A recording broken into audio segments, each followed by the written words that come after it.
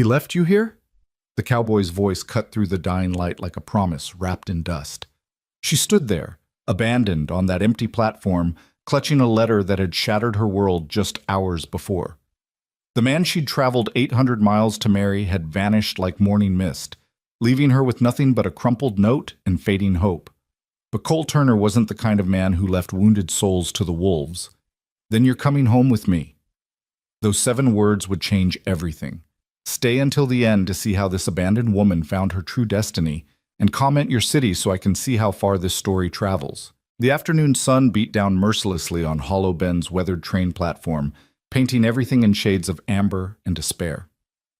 Abigail Monroe stood motionless beside the empty ticket booth, her navy traveling dress already coated with the fine Oklahoma dust that seemed to settle on everything in this godforsaken town. The leather suitcase at her feet, the one her mother had given her with trembling hands just 3 weeks ago in Boston, now felt like an anchor threatening to drag her straight down into the earth.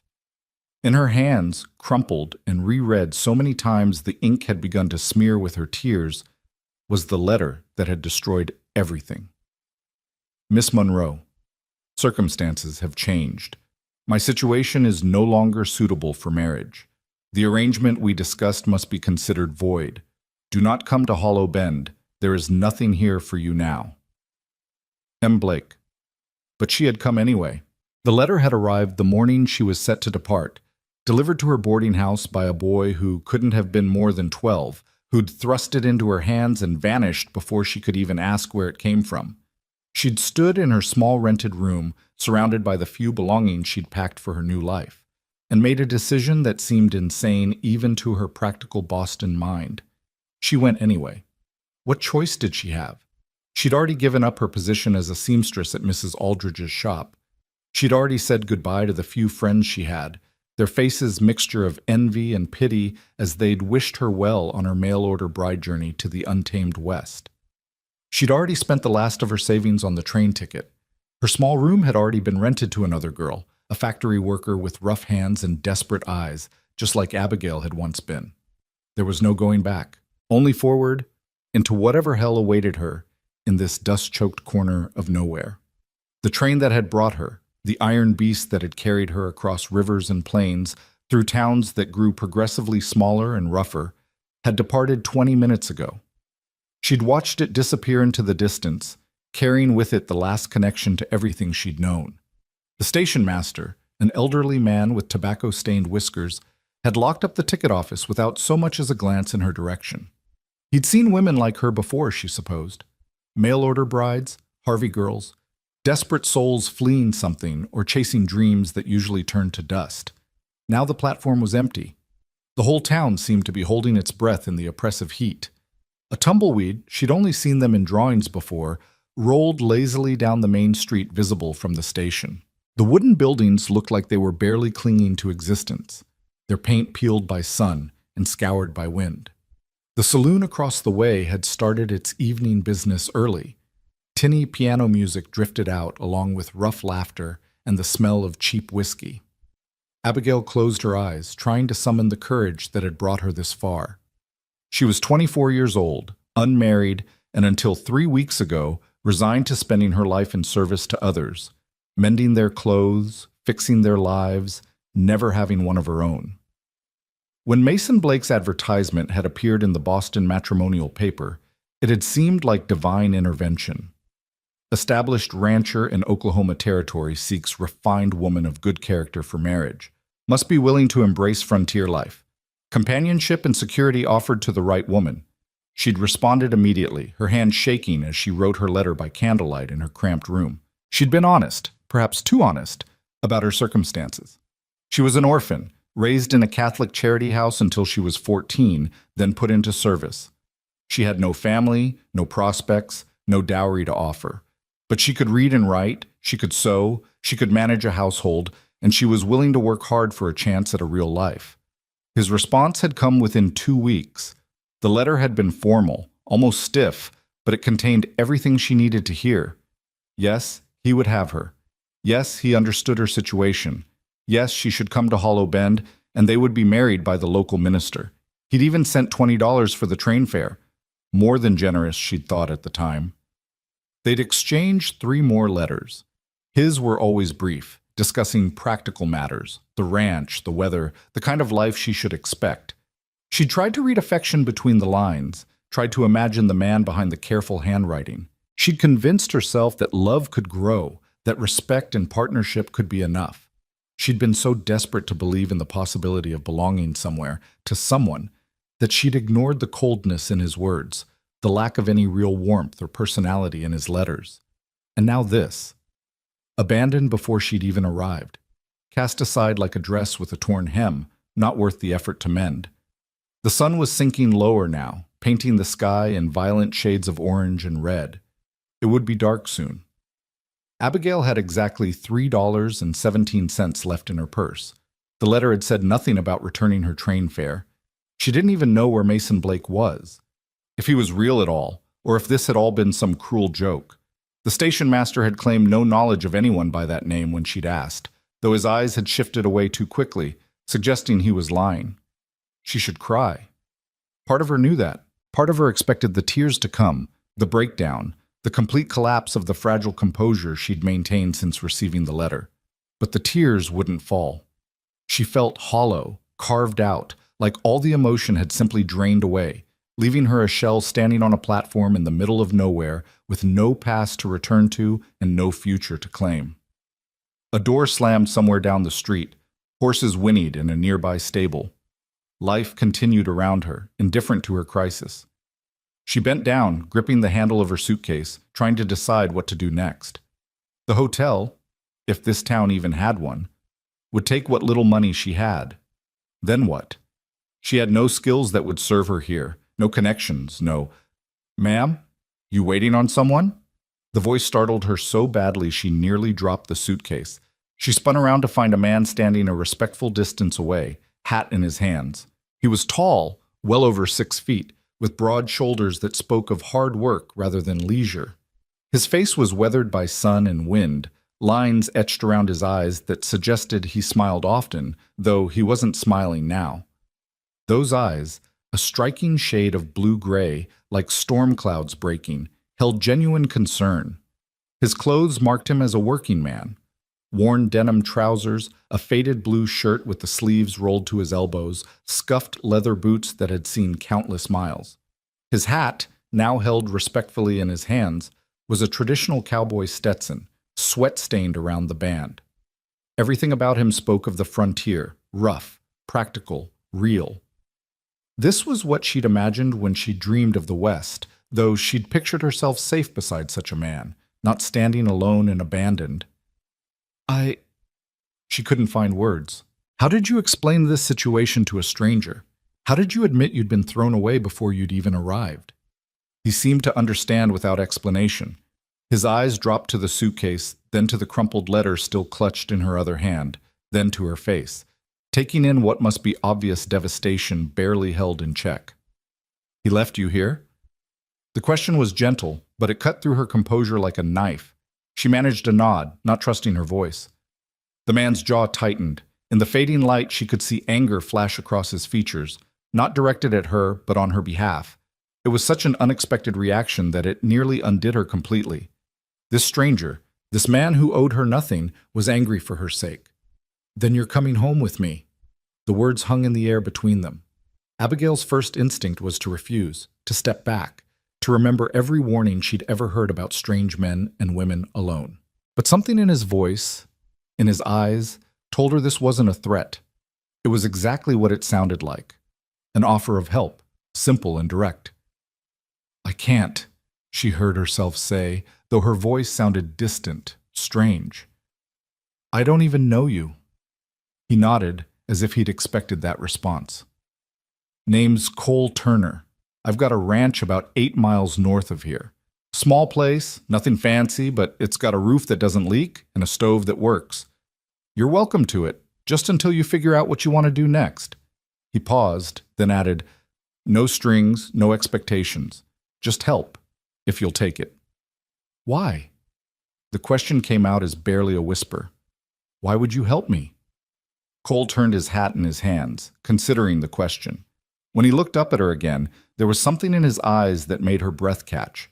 A depth of understanding, of shared pain, that suggested he knew exactly what it felt like to be abandoned. "Because I know what it's like to have nowhere to go," he said simply. "And because leaving you here would make me no better than the coward who wrote that letter." A gust of wind swept across the platform, carrying with it the smell of the coming night, dust and sage, and the faint promise of rain that probably wouldn't come. Abigail looked around at the dying town, at the saloon where rough men were gathering, at the gathering darkness, at her complete lack of options. "Ma'am," Cole continued, his voice steady and patient, "you got no roof, no horse, and no daylight left. I ain't offering trouble, just a warm meal and a dry bed. Whatever brought you here, whatever that letter says, it don't change the fact that you need help right now, and I'm offering it." She studied his face, trying to find deception, trying to see the angle, the trap. But all she saw was sincerity and an unexpected kindness that seemed out of place in this harsh land. Maybe she was a fool. Maybe this was another mistake in a life that seemed to be built on them. But what choice did she have? "All right," she said finally, her voice stronger than she felt. "Thank you, Mr. Turner." "Cole," he corrected, settling his hat back on his head. "Just Cole." He reached for her suitcase and she let him take it, too exhausted to protest. "My wagon's just over here. It's not much of a ride, but we should get going before full dark." She followed him down the platform steps and across the dusty street to where a sturdy wagon waited, hitched to two patient-looking horses. The wagon was well maintained, practical rather than fancy, with a seat worn smooth by use. Cole lifted her suitcase into the back with ease, then turned to help her up. His hand was rough with calluses, warm and steady. She gripped it, allowing him to help her onto the seat, acutely aware that she was trusting a complete stranger with her safety, possibly her life. Everything she'd been taught screamed that this was dangerous, foolish, the kind of decision that ruined women. But those same rules and proprieties had brought her here, abandoned and alone. Maybe it was time to trust her instincts instead. Cole climbed up beside her, keeping a respectful distance on the seat. He released the brake and gave a gentle click of his tongue, and the horses started forward at an easy pace. The wagon creaked as it rolled away from the station, away from the town, toward the open prairie that stretched endlessly in every direction. For a long time, neither of them spoke. Abigail kept her hands folded tightly in her lap, acutely aware of the man beside her, of the vast emptiness around them, of how completely her life had shattered in the space of a single day. The sun was nearly gone now, leaving just a rim of gold on the western horizon. Stars were beginning to appear in the darkening sky, more stars than she'd ever seen in Boston, where gas lamps and smoke obscured the heavens. "If you don't mind me asking," Cole said eventually, his voice careful, "how'd you end up in Hollow Bend? It's not exactly on the way to anywhere." Abigail hesitated. Shame burned in her chest, but what did it matter now? He was already helping her. He might as well know the truth. "I came here to get married," she said quietly. "Or rather, I thought I was." She felt rather than saw him tense slightly. "Mail-order bride?" "Yes." The word felt like an admission of failure. "I answered an advertisement, a man named Mason Blake. He said he was a rancher, that he wanted a wife. We exchanged letters. He sent money for the train fare. It all seemed—" She trailed off, not knowing how to finish. "Real? Legitimate? Like an actual chance at happiness?" "And then he sent you that letter," Cole finished, understanding in his voice. "It came the morning I was supposed to leave. Told me not to come, that circumstances had changed." She laughed, a bitter sound. "I came anyway. I had nowhere else to go." Cole was quiet for a moment, the only sound the steady clip-clop of the horse's hooves and the creak of the wagon. "Mason Blake," he said finally, and there was something dangerous in his tone. "I know the name." Abigail's head snapped toward him. "You do?" "He's not a rancher," Cole said, his jaw tight. He seemed to search for appropriate words. "He's a man who makes his living in cards and schemes. Got himself into debt with some men who don't take kindly to being cheated.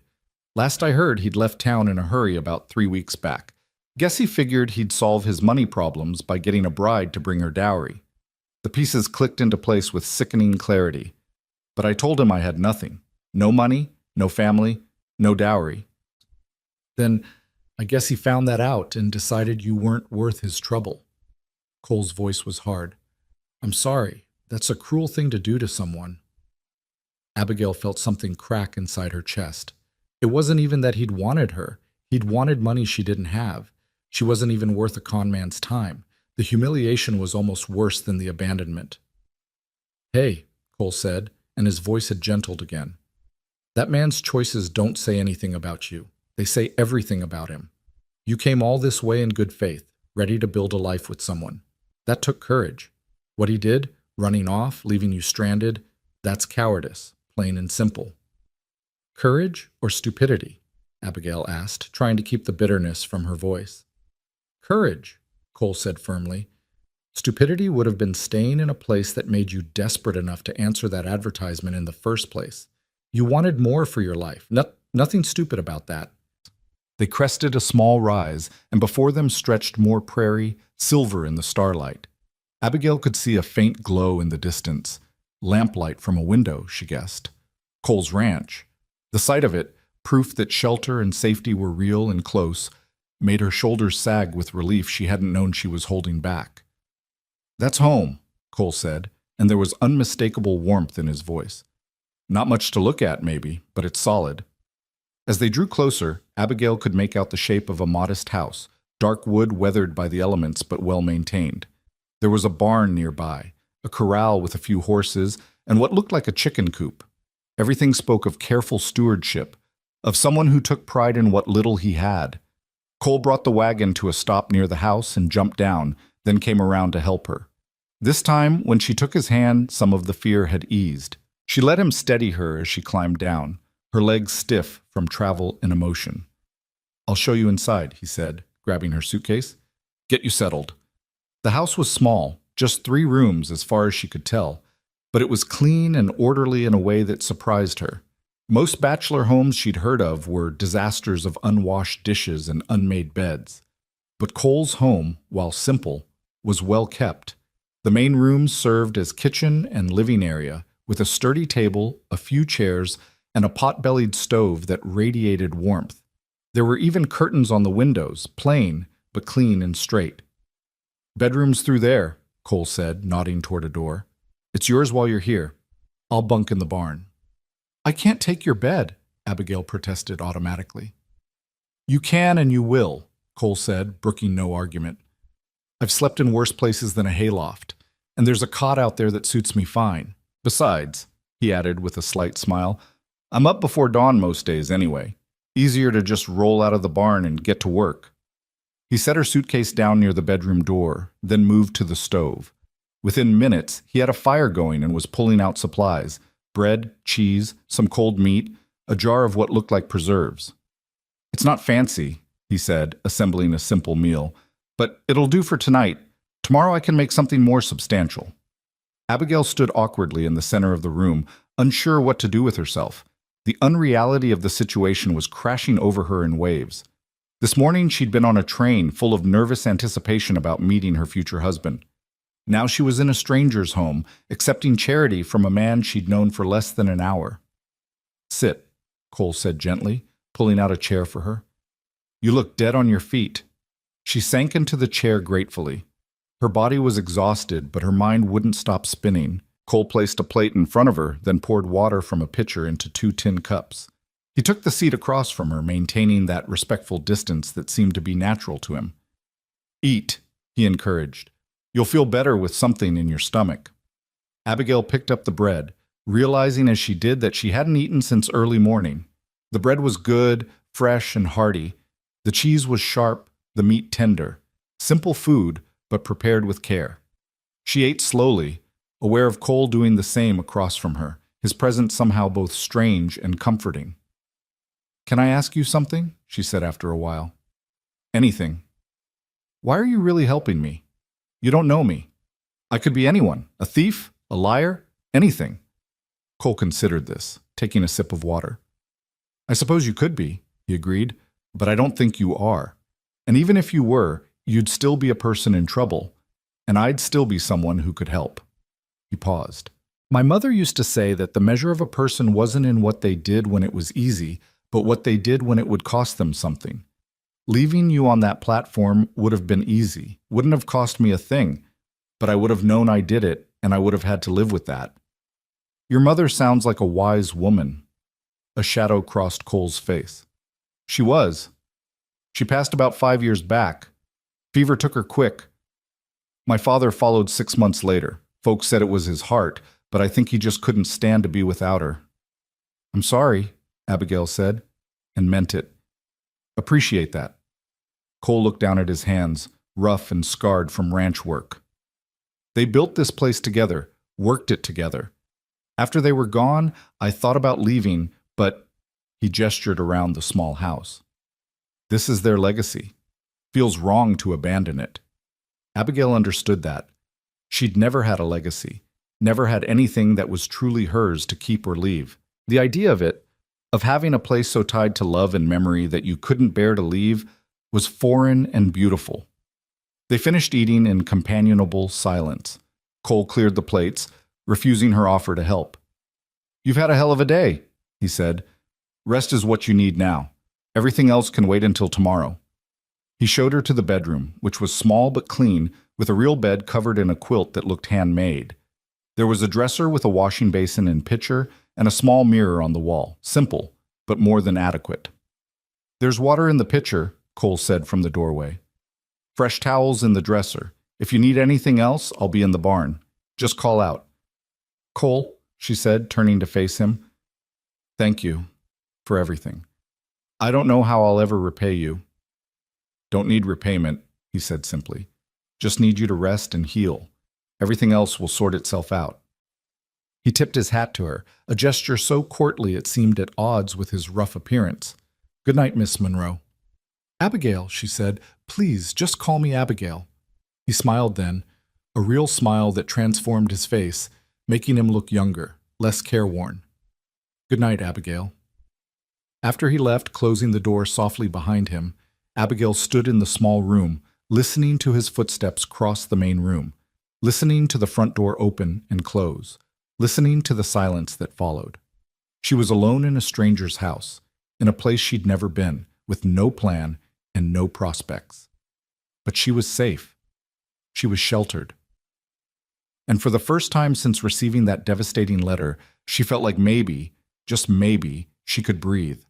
She changed into her nightgown, washed her face in the basin, and climbed into the bed. The mattress was firm but comfortable, the quilt heavy and warm. Through the small window she could see stars, thousands of them, scattered across the sky like diamonds spilled on black velvet. Tomorrow she would have to figure out what came next.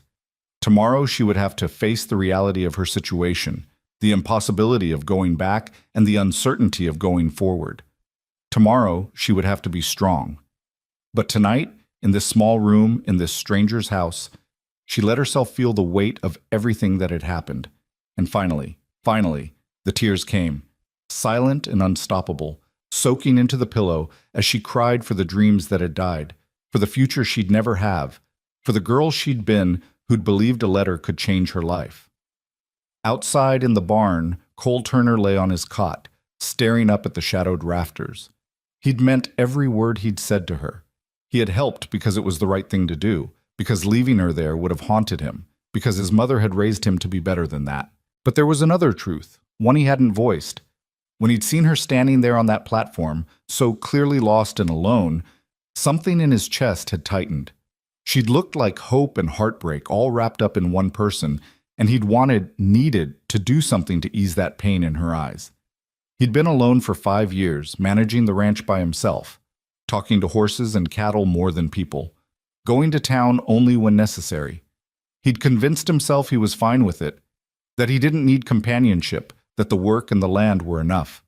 But seeing her tonight, sitting across from her at his table, watching her try to hold herself together with such fierce dignity, it had reminded him of what it felt like to have someone in his home, someone to talk to, someone to care about. Dangerous thoughts, he told himself. She was a woman in trouble, nothing more. She'd stay until she figured out her next move, and then she'd go, back east probably, to somewhere civilized where women like her belonged.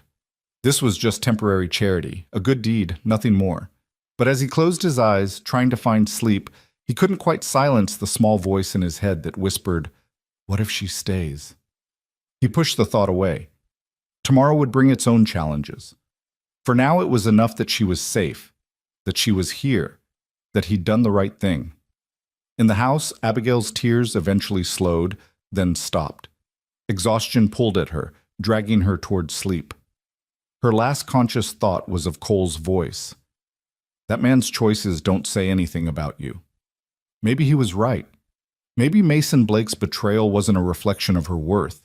Maybe she wasn't broken or worthless or too damaged for anyone to want. Maybe, just maybe, being abandoned on that platform hadn't been the end of her story. Maybe it was the beginning. Dawn broke over the prairie in shades of pearl and gold, the kind of sunrise that made the whole world look freshly made. Abigail woke to unfamiliar sounds, roosters crowing, horses nickering, the distant lowing of cattle. For a moment, she couldn't remember where she was, and then it all came rushing back, the platform, the letter, Cole Turner's unexpected kindness. She sat up slowly, her body stiff from travel and emotion. Through the window, she could see the sun climbing over the horizon, painting the grasslands in brilliant light. It was beautiful in a way she hadn't expected, raw and vast and utterly different from the cramped streets of Boston. There was a soft knock at the door. "Miss Abigail, you awake?" "Yes," she called back, quickly finger-combing her hair into some semblance of order. "I've got coffee on and breakfast started," Cole said through the door. "Take your time, no rush." She heard his footsteps retreat and forced herself out of bed. The water in the pitcher was cool and clean. She washed her face, changed into one of her 2-day dresses, a simple gray cotton that had seen better days, and tried to prepare herself for whatever this day would bring. When she emerged from the bedroom, Cole was at the stove, working with the easy competence of someone who'd been cooking for himself for years. He looked up as she entered, and she was struck again by those storm cloud eyes, the genuine warmth in them. "Morning," he said. "Hope you like eggs. I've got chickens that are overachievers." "Eggs sound wonderful," she said, taking the same seat she'd occupied the night before. The table was already set with mismatched plates and cups, a jar of wildflowers in the center that definitely hadn't been there last night. The sight of them made something in her chest tighten. Cole brought over a pan of scrambled eggs and a plate of toast. "Not fancy, but it'll stick to your ribs." He poured coffee, strong and black, into her cup. "Sugar's there if you need it. No cream, I'm afraid.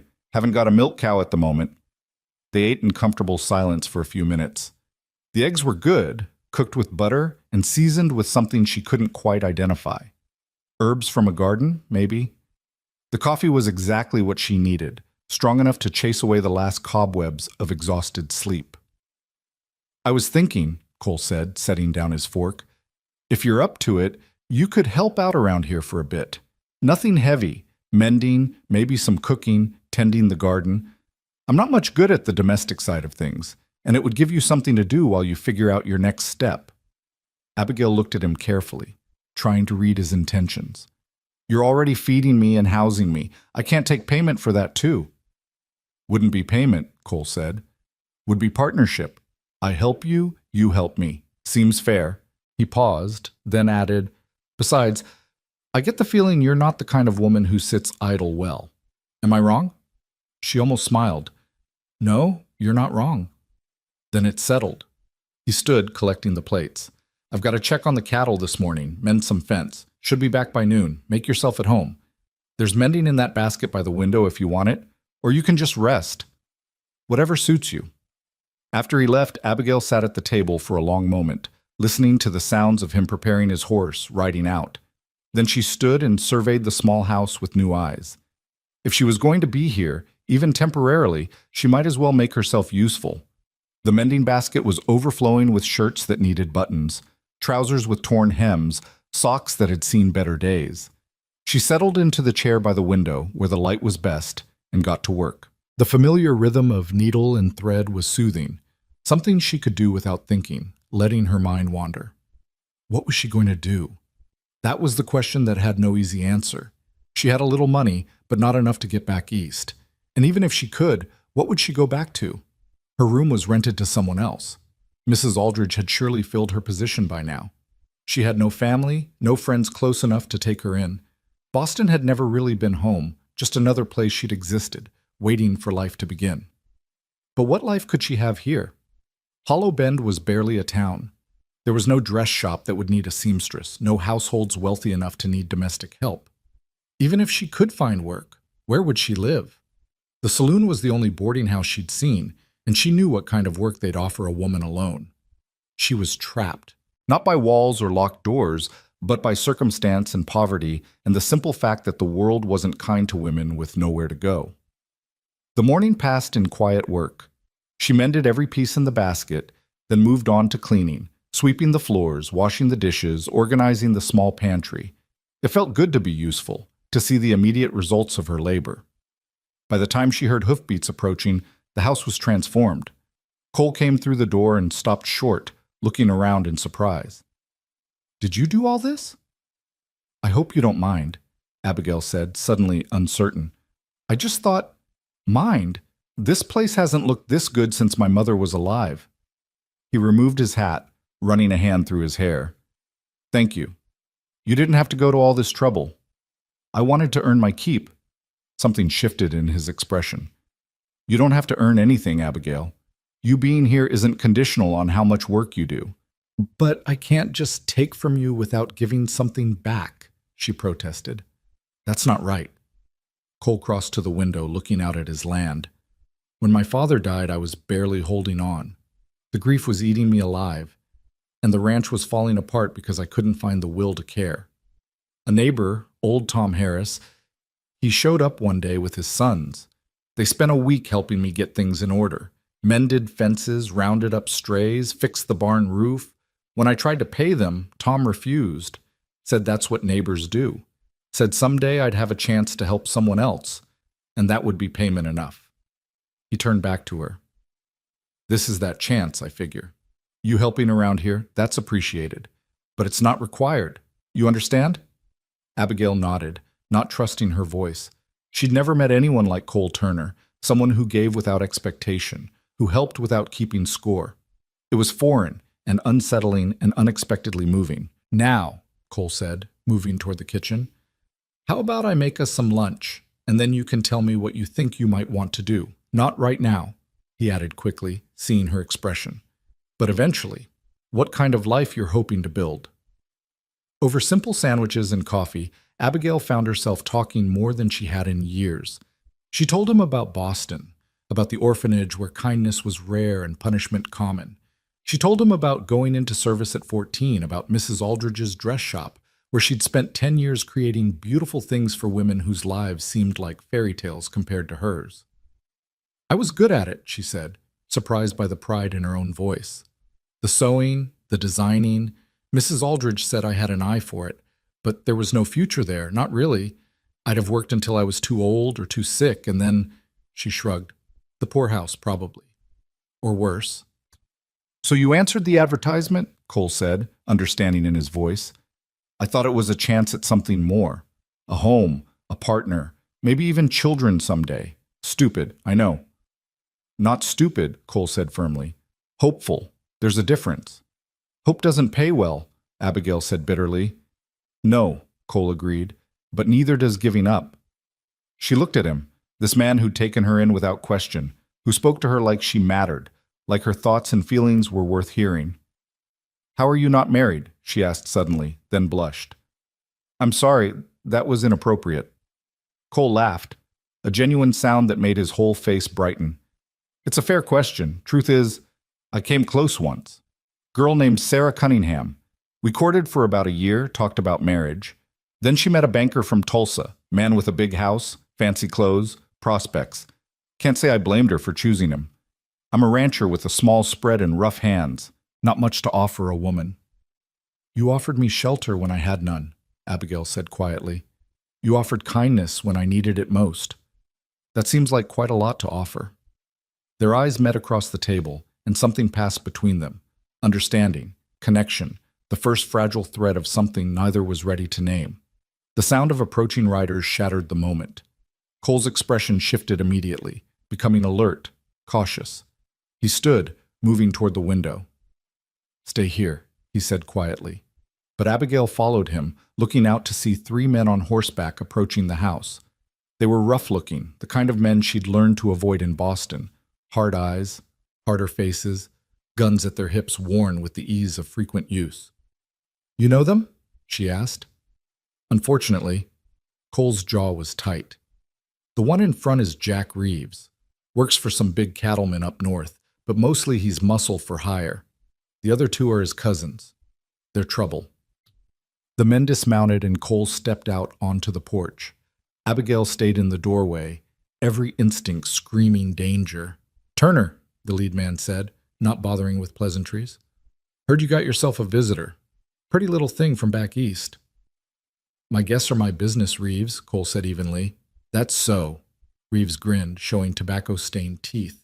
"See? We heard different. Heard she came here looking for Mason Blake. Heard Blake owes some people money. People who don't like being cheated." Abigail's blood went cold.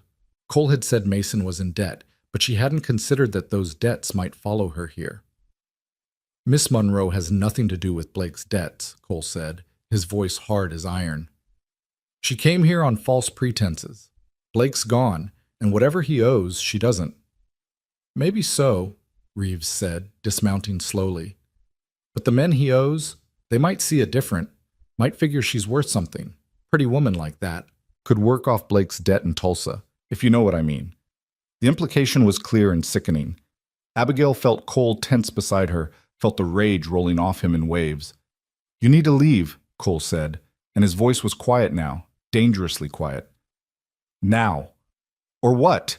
Reeves laughed. "You gonna stop all three of us, Turner? You might be fast, but you ain't that fast." "Try me and find out." The air seemed to crackle with tension. Reeves's cousins had their hands near their guns, watching Cole with predatory interest. This was going to turn violent. Abigail could feel it building like a thunderstorm. "Wait," she said, stepping forward before she could think better of it. "Please, just wait." "Abigail, get back inside," Cole said, not taking his eyes off Reeves. "No." She moved to stand beside him, her heart hammering but her voice steady. "I'll go with them. If it means you don't get hurt, I'll—" "The hell you will," Cole said, and now he did look at her, his eyes blazing. "Get inside, now." "Listen to the man, sweetheart," Reeves said, grinning wider. "He's trying to save your virtue, though from what I hear, you were willing to marry a stranger for a roof over your head. How's this any different?" Cole moved so fast, Abigail almost missed it. One moment he was beside her, the next he was down the porch steps with his hand gripping Reeves' shirt front, his other hand pulled back in a fist. "You apologize to the lady," Cole growled. "Right now." Reeves's cousins drew their guns, pointing them at Cole's back. Abigail screamed, but Cole didn't flinch, didn't even look at them. "Apologize," he repeated. For a long moment, nobody moved. Then Reeves, perhaps seeing something in Cole's eyes that suggested he'd happily take a bullet if it meant landing that punch, raised a hand to his cousins. "Easy, boys." He looked at Cole with new assessment. "My apologies, ma'am. That was uncalled for." Cole released him slowly, stepping back but keeping himself between Abigail and the three men. "Now get off my property, and tell whoever sent you that Abigail Monroe owes nothing to anyone. She's under my protection now. Anyone who comes for her comes through me. You make sure they understand that." Reeves straightened his shirt, anger and something like grudging respect warring on his face. "You're making a mistake, Turner. These men don't take no for an answer." "Then they can come tell me themselves. But they better come ready, because I won't ask twice before I start shooting." After a long moment, Reeves nodded. "Fair enough?" "You've been warned." He mounted his horse, his cousins following suit. "Hope she's worth it, Turner. Lot of trouble for a woman you just met." They rode off, dust rising in their wake. Cole stood motionless until they were out of sight. Then his shoulders sagged slightly.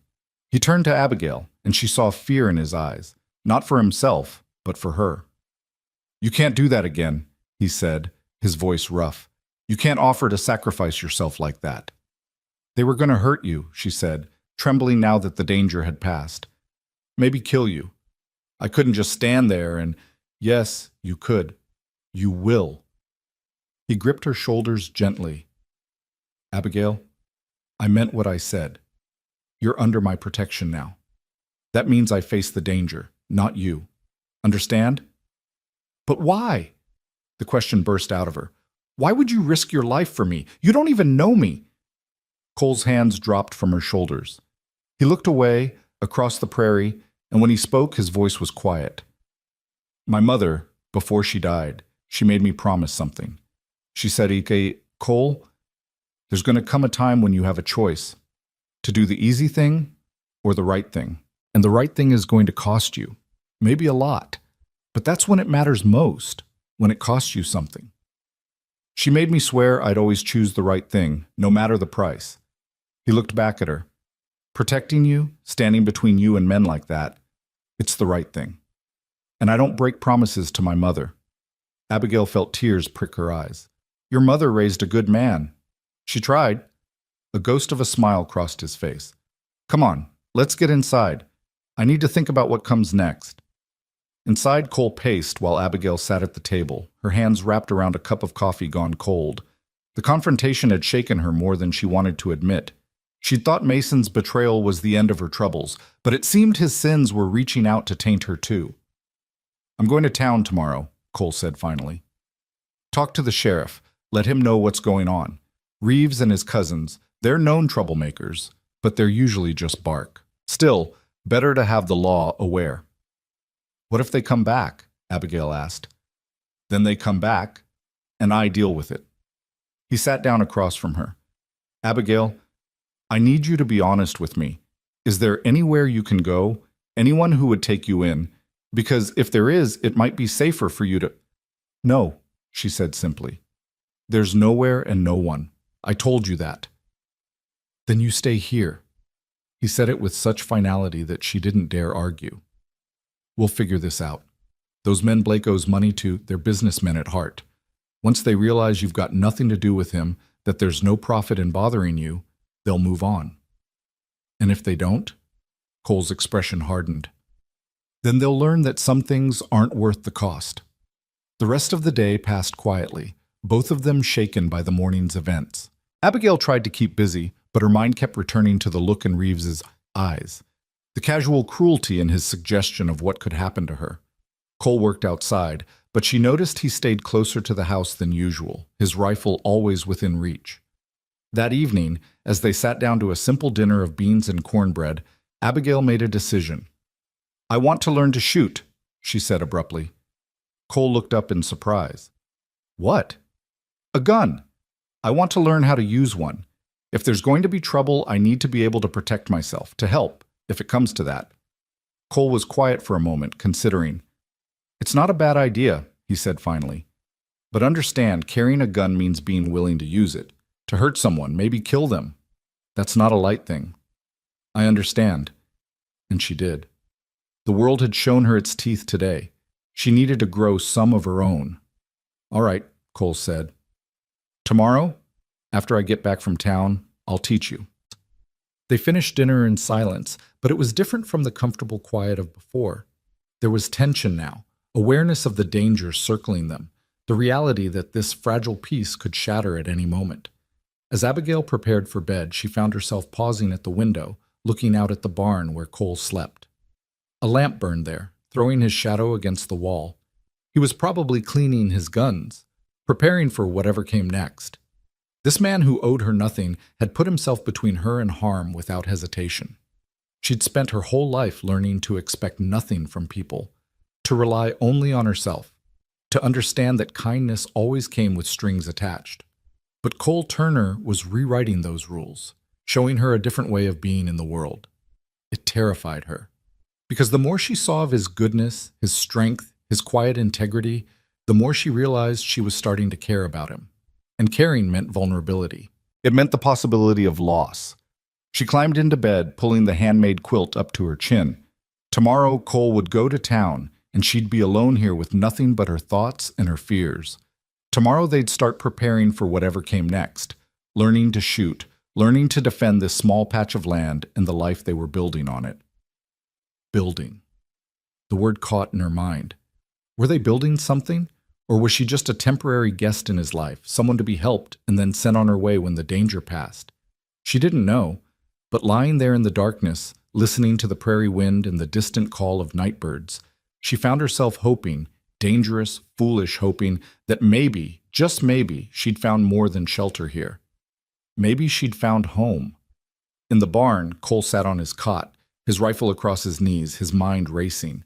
He'd meant every word he'd said to Reeves. Abigail was under his protection now, and he'd face down hell itself before he let anyone harm her. But that protection came with complications he hadn't anticipated. The way she'd stepped forward today, offering to sacrifice herself to keep him safe, it had done something to him, cracked open something in his chest he'd kept locked tight for years. He couldn't care about her. That wasn't the deal. He was helping her because it was right, because his mother had raised him to be better than the kind of man who abandoned people in need. That was all. But the way she looked at him, with those eyes that held too much pain and too much strength all at once, the way she'd stood beside him on that porch, terrified but defiant, the way she'd made his house feel like a home again just by being in it. He was in trouble.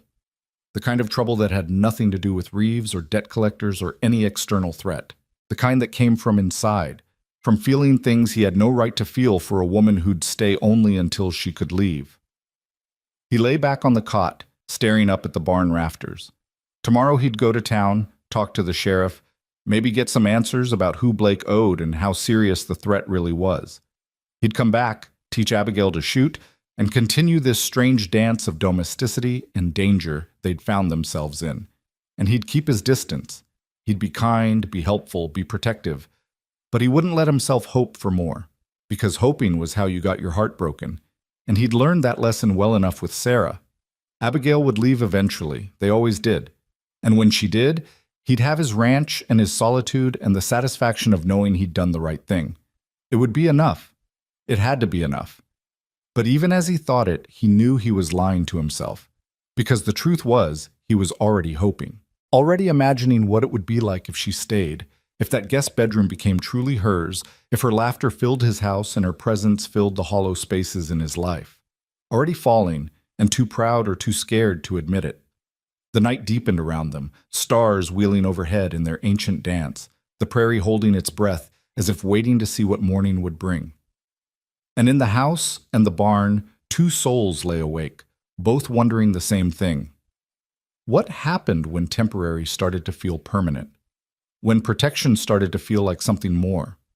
When shelter became home, and strangers became something neither was quite ready to name? Morning came too soon, painting the sky in streaks of rose and amber. Abigail woke to the sound of Cole moving around outside, the creak of the barn door, the low murmur of his voice talking to the horses. She dressed quickly, braided her hair with fingers that still trembled slightly when she thought about yesterday's confrontation, and emerged to find coffee already brewing on the stove. Cole came in a few minutes later, hat in hand, his face serious. "I'll be back by early afternoon," he said, pouring himself coffee. "Keep the door locked while I'm gone. Don't answer it for anyone you don't know, and even then, be careful. My rifle's there by the door, loaded. You remember what I showed you last night about the safety?" She nodded, though the thought of actually using the weapon made her stomach turn. "I remember." He studied her face, and she saw worry etched in the lines around his eyes. "I don't like leaving you here alone." "I'll be fine," she said, with more confidence than she felt. "It's broad daylight, and you said those men were mostly bark." "Mostly isn't the same as completely." He drained his coffee, set the cup down with a decisive clink. "If anything happens, anything at all, you fire that rifle straight up in the air. Tom Harris's spread is about 2 miles east. He'll hear it and come running." "Cole." She touched his arm without thinking, felt the tension coiled in his muscles. "Go. Do what you need to do. I'll be here when you get back." Something flickered in his eyes at her touch, at her words. For a moment she thought he might say something, but instead he just nodded, settled his hat on his head, and headed for the door. He paused there, hand on the frame, looking back at her. "Lock this behind me," he said quietly. "And Abigail? Thank you." "For what?" "For being here when I get back." Then he was gone, leaving her standing in the kitchen with those words echoing in her mind. She locked the door as instructed, then moved to the window to watch him ride away, his figure growing smaller against the vast prairie until he disappeared over a rise. The house felt different without him in it. Quieter, yes, but also less solid somehow, as if his presence had been part of the foundation and now she could feel how fragile everything really was. She poured herself coffee and sat at the table, trying to make a plan for the day. More mending, perhaps. The garden probably needed weeding. Simple, normal tasks to keep her hands busy and her mind from spiraling into fear. But first she found herself drawn back to the bedroom, to her suitcase still sitting largely unpacked in the corner. She'd been living out of it for 3 days now, too uncertain about her place here to fully settle in. But Cole's words this morning, the way he'd said, "when I get back," as if her presence was already assumed, already counted on, made her think maybe it was time to stop living like she had one foot out the door. She unpacked slowly, carefully, hanging her 2 spare dresses in the small wardrobe, arranging her few personal items on the dresser. A brush her mother had given her, or so she'd been told. She had no memory of the woman herself. A small Bible from the orphanage, inscribed with her name in a stranger's handwriting. A daguerreotype of Mrs. Aldridge's family, given to her as a Christmas gift 3 years ago. The closest thing she had to a photograph of people who'd cared about her. Such a small collection of belongings to represent 24 years of life. It should have made her sad, but instead she felt a strange sense of lightness. Nothing to weigh her down, nothing to tie her to a past that had never truly been hers. Maybe that was freedom of a sort. She was arranging this last of her things when she heard it. The distant sound of hoofbeats, coming fast. Her heart seized. Cole wouldn't be back this soon, and he wouldn't ride that hard unless something was wrong. She hurried to the window, peering out carefully from behind the curtain. 2 riders pushing their horses at a gallop. As they came closer, she recognized one of them. One of Reeves's cousins from yesterday. The other was a stranger, older, better dressed, with the look of someone used to giving orders and having them obeyed. They reined up in the yard, and the well-dressed man dismounted with the easy grace of someone who'd spent his life on horseback. He said something to Reeves's cousin, who pointed toward the house, and Abigail's blood ran cold. She backed away from the window, her mind racing. The rifle was by the door where Cole had left it. She could fire a warning shot like he'd told her, bring Tom Harris running. But what if these men weren't deterred by an old rancher? What if they broke in before help could arrive? A sharp knock rattled the door. "Mrs. Blake? I know you're in there. I just want to talk." Mrs. Blake. They thought she was married to Mason. The assumption would have been laughable if it wasn't so terrifying. "You've got the wrong person," she called out, proud that her voice didn't shake. "I'm not Mrs. Blake. I've never even met Mason Blake." A pause. Then the man's voice again, smoother now, almost reasonable. "Then you won't mind opening the door so we can clear up this misunderstanding, will you, miss?" Every instinct screamed at her not to open that door. "Mr. Turner will be back soon," she said instead. "You can discuss this with him?" She heard low conversation outside, couldn't make out the words. Then Reeves's cousin spoke up, louder. "Turner's in town, lady. We made sure of it. Won't be back for hours." Her stomach dropped. They'd planned this. Waited until Cole left her alone. She moved quietly toward the rifle, her heart hammering so hard she could hear it in her ears. "Listen," the well-dressed man said, and his tone had shifted, become harder. "Mason Blake stole from me. $5,000 he took, and I mean to have it back. Now you say you're not his wife, fine. Maybe that's true. But you came here looking for him, which means you know something. And I'm a patient man, but my patience has limits." $5,000. The amount staggered her. What kind of scheme had Mason been running?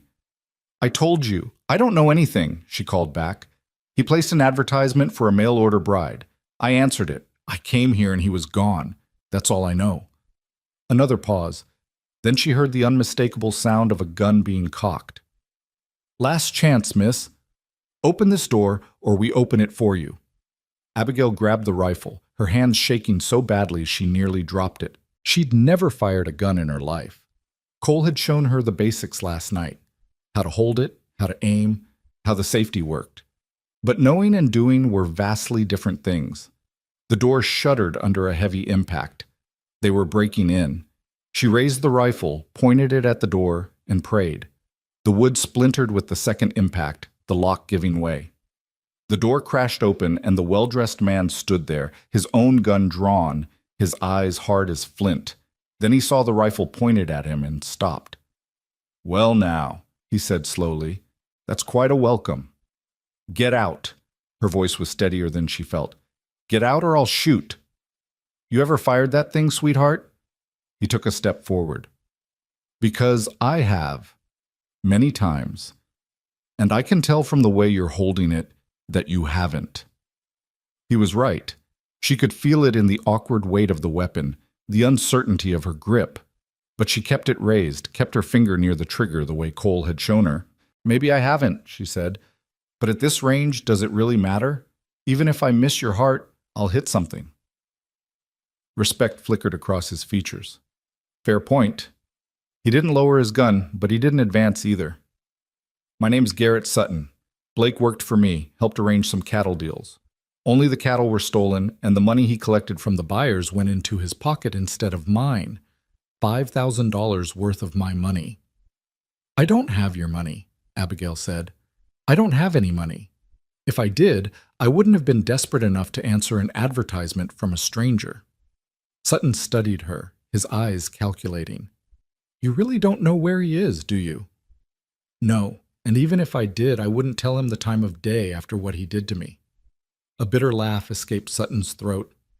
He played you too then, should have known. Blake never could run a straight con, always had to complicate things. He finally lowered his gun, and Abigail felt some of the tension leak from her shoulders, though she kept the rifle raised. Look, Sutton said, I believe you. You're just another one of Blake's victims, but that doesn't solve my problem. He's got my money, and I want it back. Then find him and take it, Abigail said. I can't help you. Can't you? Sutton's eyes narrowed. See, here's my thinking. Blake ran because he knew I'd come for him. But he placed that advertisement for a bride, which means he was planning something. Maybe he thought a wife would make him look more legitimate. Maybe he was planning to use you as cover for whatever scheme came next. Point is, he wanted you for a reason. The reason was money, Abigail said bitterly. He thought I'd have a dowry. When he found out I didn't, he told me not to come. But you came anyway. Sutton took another step forward, and this time Abigail's finger tightened on the trigger. He stopped, which means Blake might not know you're here. And if he doesn't know, then maybe we can use that. Use it how? Simple. We let word slip that his bride showed up after all, that she's here, waiting for him. If he thinks there's still an angle to work, still something to gain, he might come back. And when he does, you'll be waiting, Abigail finished.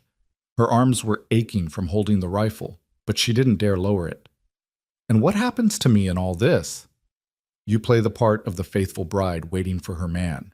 We keep watch. When Blake shows up, we take him, get my money back, and you're free to go on with your life. And if he doesn't show up? Sutton shrugged. Then you're no worse off than you are now. Except you'll have done me a favor, and I'm a man who rewards favors. It was a trap, Abigail knew. Maybe not for her specifically, but a trap nonetheless. And she wanted no part of it. No, she said. I won't help you. Something dangerous flashed in Sutton's eyes. That wasn't a request, sweetheart. The rifle felt impossibly heavy in her arms. She knew she was outmatched, knew that Sutton could probably take the weapon from her before she could fire, knew that Reeves's cousin was still outside, another gun at the ready. But she also knew that the moment she lowered this rifle, she lost what little power she had. Mr. Sutton, she said, keeping her voice level, I've had a very difficult few days. I was abandoned by a man I'd never met, taken in by a stranger out of kindness, and threatened in my own home. I'm tired, I'm scared, and I'm holding a loaded rifle that I barely know how to use, which makes me dangerous in ways I suspect you can appreciate. So I'm going to ask you one more time to leave, and if you don't, I'm going to pull this trigger and pray to God I hit something important. For a long moment they stared at each other. Then Sutton laughed, genuine amusement lighting his face. You've got spine, I'll give you that. Blake was a fool to pass you up. He holstered his gun slowly, deliberately. All right, I'll go, but this isn't over, miss. One way or another, I'm getting my money back.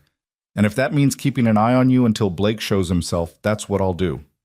Cole won't allow that. Cole Turner? Sutton's smile was sharp. Turner's a good man, from what I hear.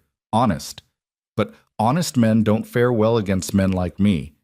He'll do what he thinks is right, and he'll probably get himself killed for the trouble. That what you want? The question hit her like a physical blow.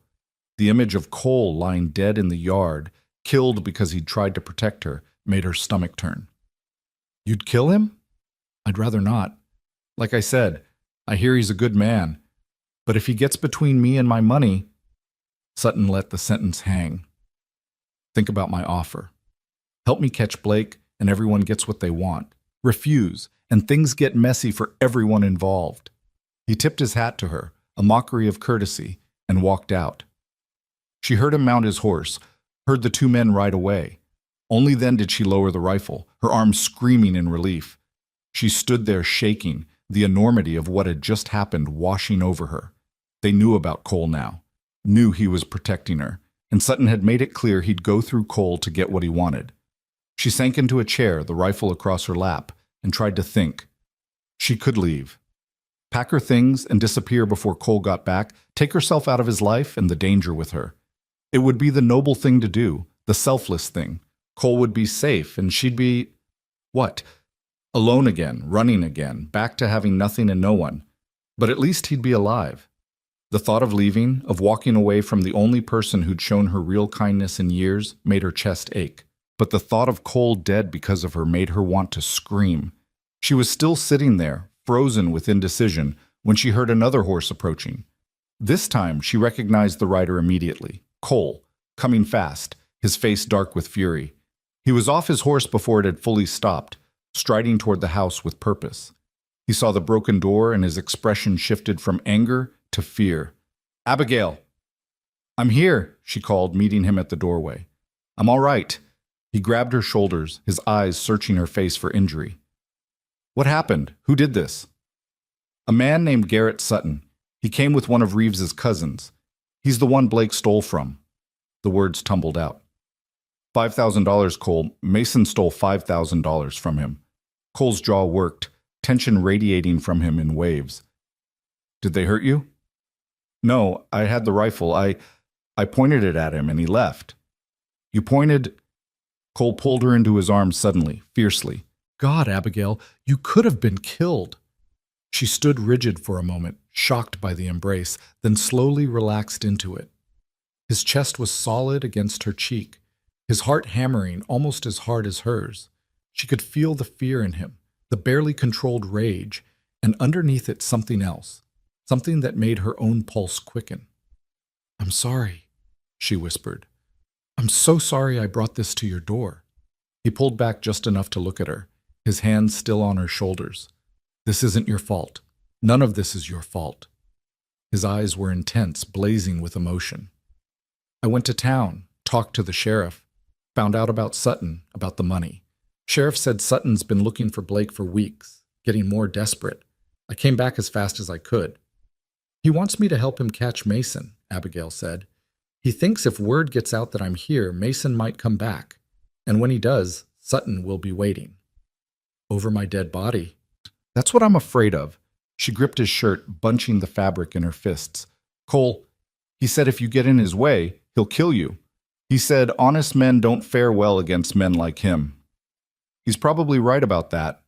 Cole's smile was grim. "But I'm not planning to be honest about how I deal with him. This isn't a joke." "I'm not joking." He took her hands in his calloused thumbs rubbing gentle circles on her knuckles. "Abigail, I told you before, you're under my protection. That means something to me. It means everything to me. I'm not letting Sutton or anyone else use you as bait. Then what do we do?" Cole was quiet for a moment, thinking. "We find Blake ourselves. Get to him before Sutton does, convince him to return the money. It's the only way to end this cleanly. How do we even begin to look for him? He could be anywhere." "Not anywhere." Cole released her hands and moved to look out the broken doorway. "Sheriff said Blake's got a sister in Guthrie. If he's running scared, that's where he'd go. Family's all a man's got when the world turns against him." "Guthrie's 2 days' ride from here," Abigail said. She'd studied the maps before coming west, memorizing towns and distances with the desperate hope of someone trying to visualize a future. 3 days probably if we're careful." He turned back to her. "And that's another thing. I'm not leaving you here alone again. Not with Sutton circling. You're coming with me. I can't ask you to..." "You're not asking. I'm telling." His voice softened. Besides, if we're going to convince Blake to do the right thing, having you there might help. You're the injured party in all this. Maybe seeing what his con cost a real person will prick whatever conscience he's got left. It was a long shot, and they both knew it. But it was better than sitting here waiting for Sutton to make his next move, better than living in fear every time Cole had to leave the ranch. "When do we leave?" she asked. "Tomorrow at first light. I'll need to make arrangements for the livestock. Ask Tom Harris to keep an eye on the place. You should pack light, just what you absolutely need. We'll be traveling rough, sleeping under stars most likely." The thought should have terrified her. A few days ago, she'd been living in a boarding house in Boston, sleeping in a proper bed with a roof over her head. Now she was planning to ride across the territory with a man she'd known less than a week, chasing a criminal who'd already proven he had no scruples. But instead of fear, what she felt was something closer to excitement, a sense of taking action, of fighting back instead of simply enduring. "I'll be ready," she said. Cole studied her face, and she saw approval there, and something warmer that made her breath catch. "I believe you will." He moved toward the door, then paused. "I need to fix this door before nightfall. And Abigail? What you did today, standing up to Sutton with that rifle, that took real courage. You may have come out here thinking you needed someone to take care of you, but the truth is, you're stronger than you know." After he left to get his tools, Abigail stood in the kitchen, his words echoing in her mind. Stronger than you know.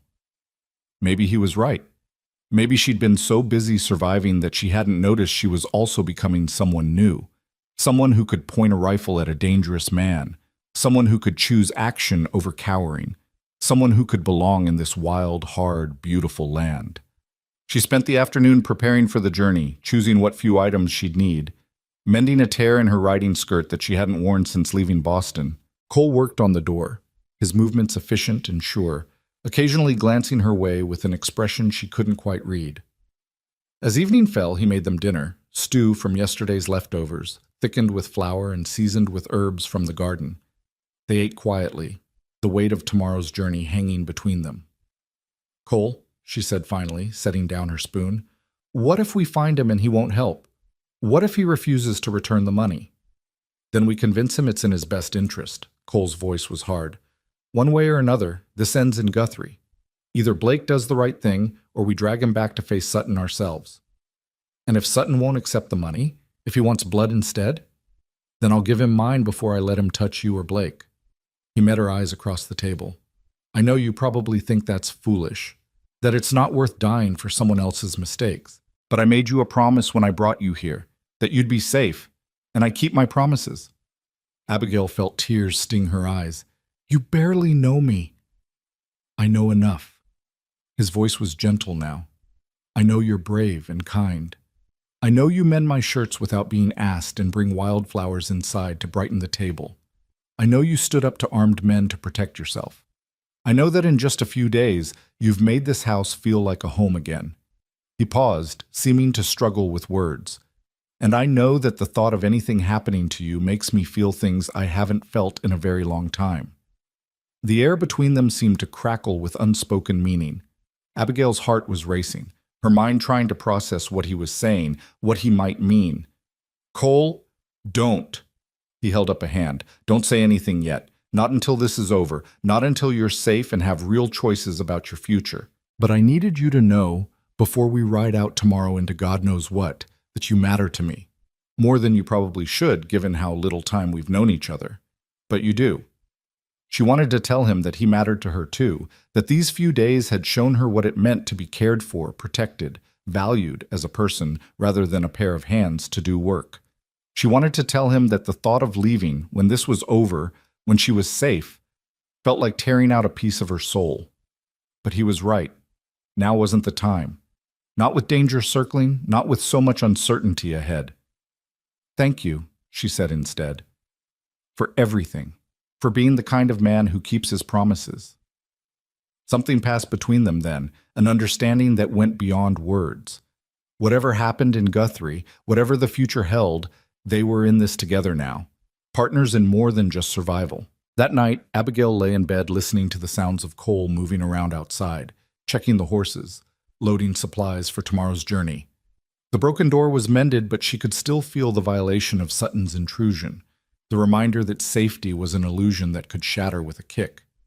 But she also felt something else, a strange sense of rightness about what they were about to do. For once in her life, she wasn't running away from something. She was running toward it, toward answers and resolution, toward taking control of a situation that had controlled her for too long. And she wasn't alone. Whatever tomorrow brought, whatever dangers waited on the road to Guthrie, she'd face them with Cole beside her. A man who'd taken her in when she had nothing, who'd defended her without question, who'd shown her that maybe, just maybe, she deserved to be protected and cared for. As sleep finally claimed her, her last thought was of his words. You matter to me. In the barn, Cole checked his guns one more time, making sure everything was in order for tomorrow. He knew the road to Guthrie, knew the dangers it held, not just from the land itself, but from men who might be watching, waiting. Sutton wouldn't let this go easily. He'd have men keeping an eye on the ranch, would know the moment they left. They'd likely be followed, possibly intercepted. Cole needed to be ready for anything, but it wasn't the danger that kept him awake. It was the memory of Abigail in his arms this afternoon, the feel of her trembling against him, the fierce protectiveness that had surged through him when he'd seen that broken door. He'd meant what he said at dinner. She mattered to him in ways that defied logic and good sense. He'd known her less than a week. He'd taken her in out of duty, out of the lessons his mother had taught him about helping those in need. But somewhere along the way, duty had transformed into something else, something that made him want to tear apart anyone who threatened her, something that made the thought of her leaving, even to safety somewhere else, feel unbearable. He was falling in love with her, maybe already had fallen, and that complicated everything. Because when this was over, when Blake had returned the money and Sutton had no reason to threaten her anymore, she'd have choices. She could go back east, return to the civilization and refinement she'd known. She could find a proper husband, a man with prospects and polish, not a rough rancher with calloused hands and a modest spread. She deserved those choices, deserved a chance to build the life she wanted, free from desperation and fear. Even if that life didn't include him. He lay back on his cot, resigned to another sleepless night. Tomorrow they'd ride out, and whatever came after, danger, resolution, heartbreak, he'd face it knowing he'd done everything he could to give her a chance at the future she deserved. Even if that future tore him apart, the stars wheeled overhead, indifferent to human drama and desperate hearts. And in the house and the barn, two people lay awake, both wrestling with the same terrifying truth.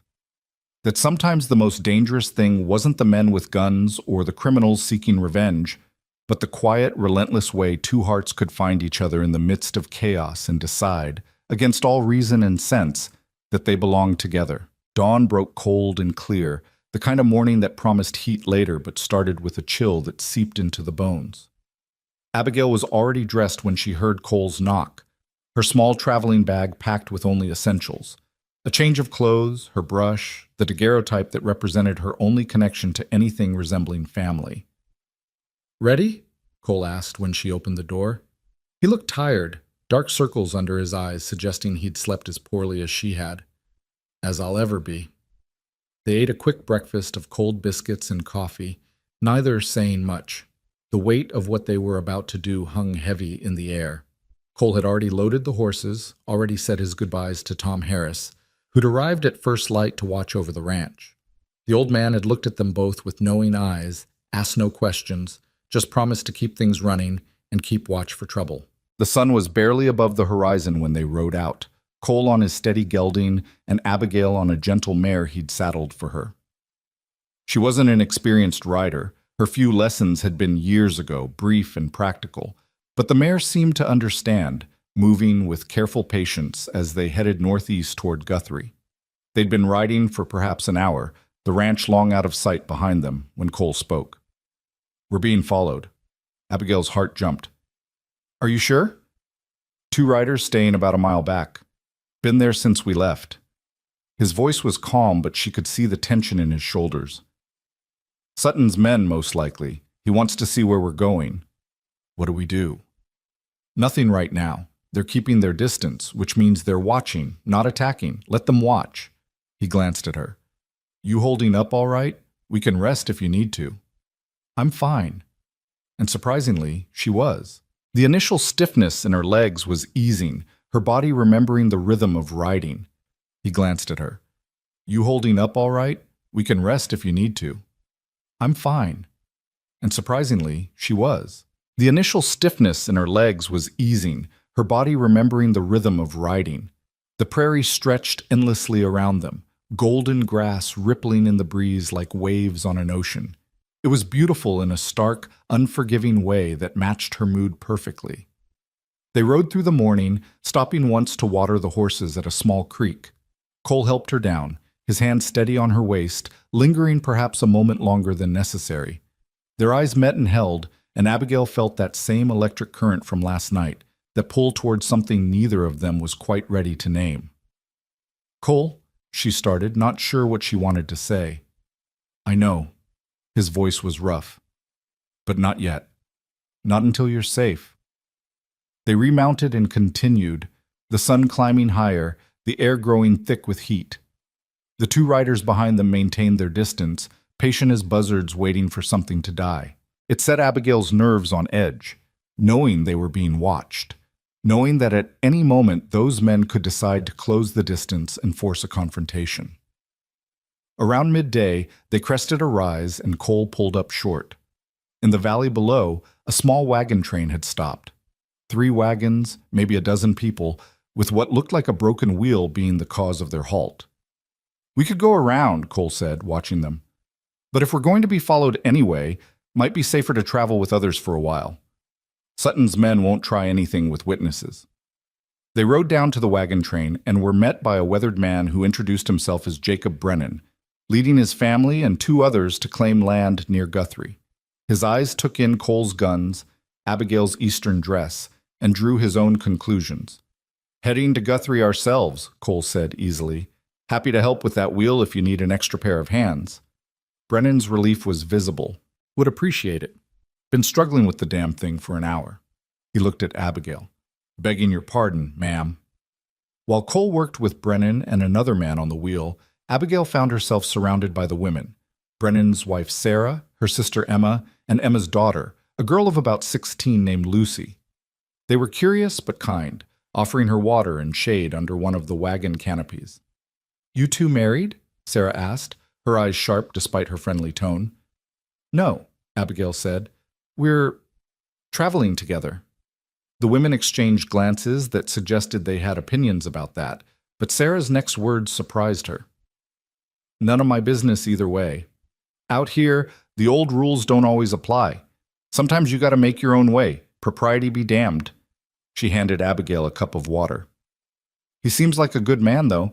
The way he looks at you, like you're something precious he's afraid of breaking." Abigail felt heat rise in her cheeks. "He's been very kind." "Kind," Emma laughed. "Honey, that man isn't being kind. He's being protective. There's a difference." Lucy, who'd been quiet until now, suddenly pointed behind them. "Ma, there's riders coming."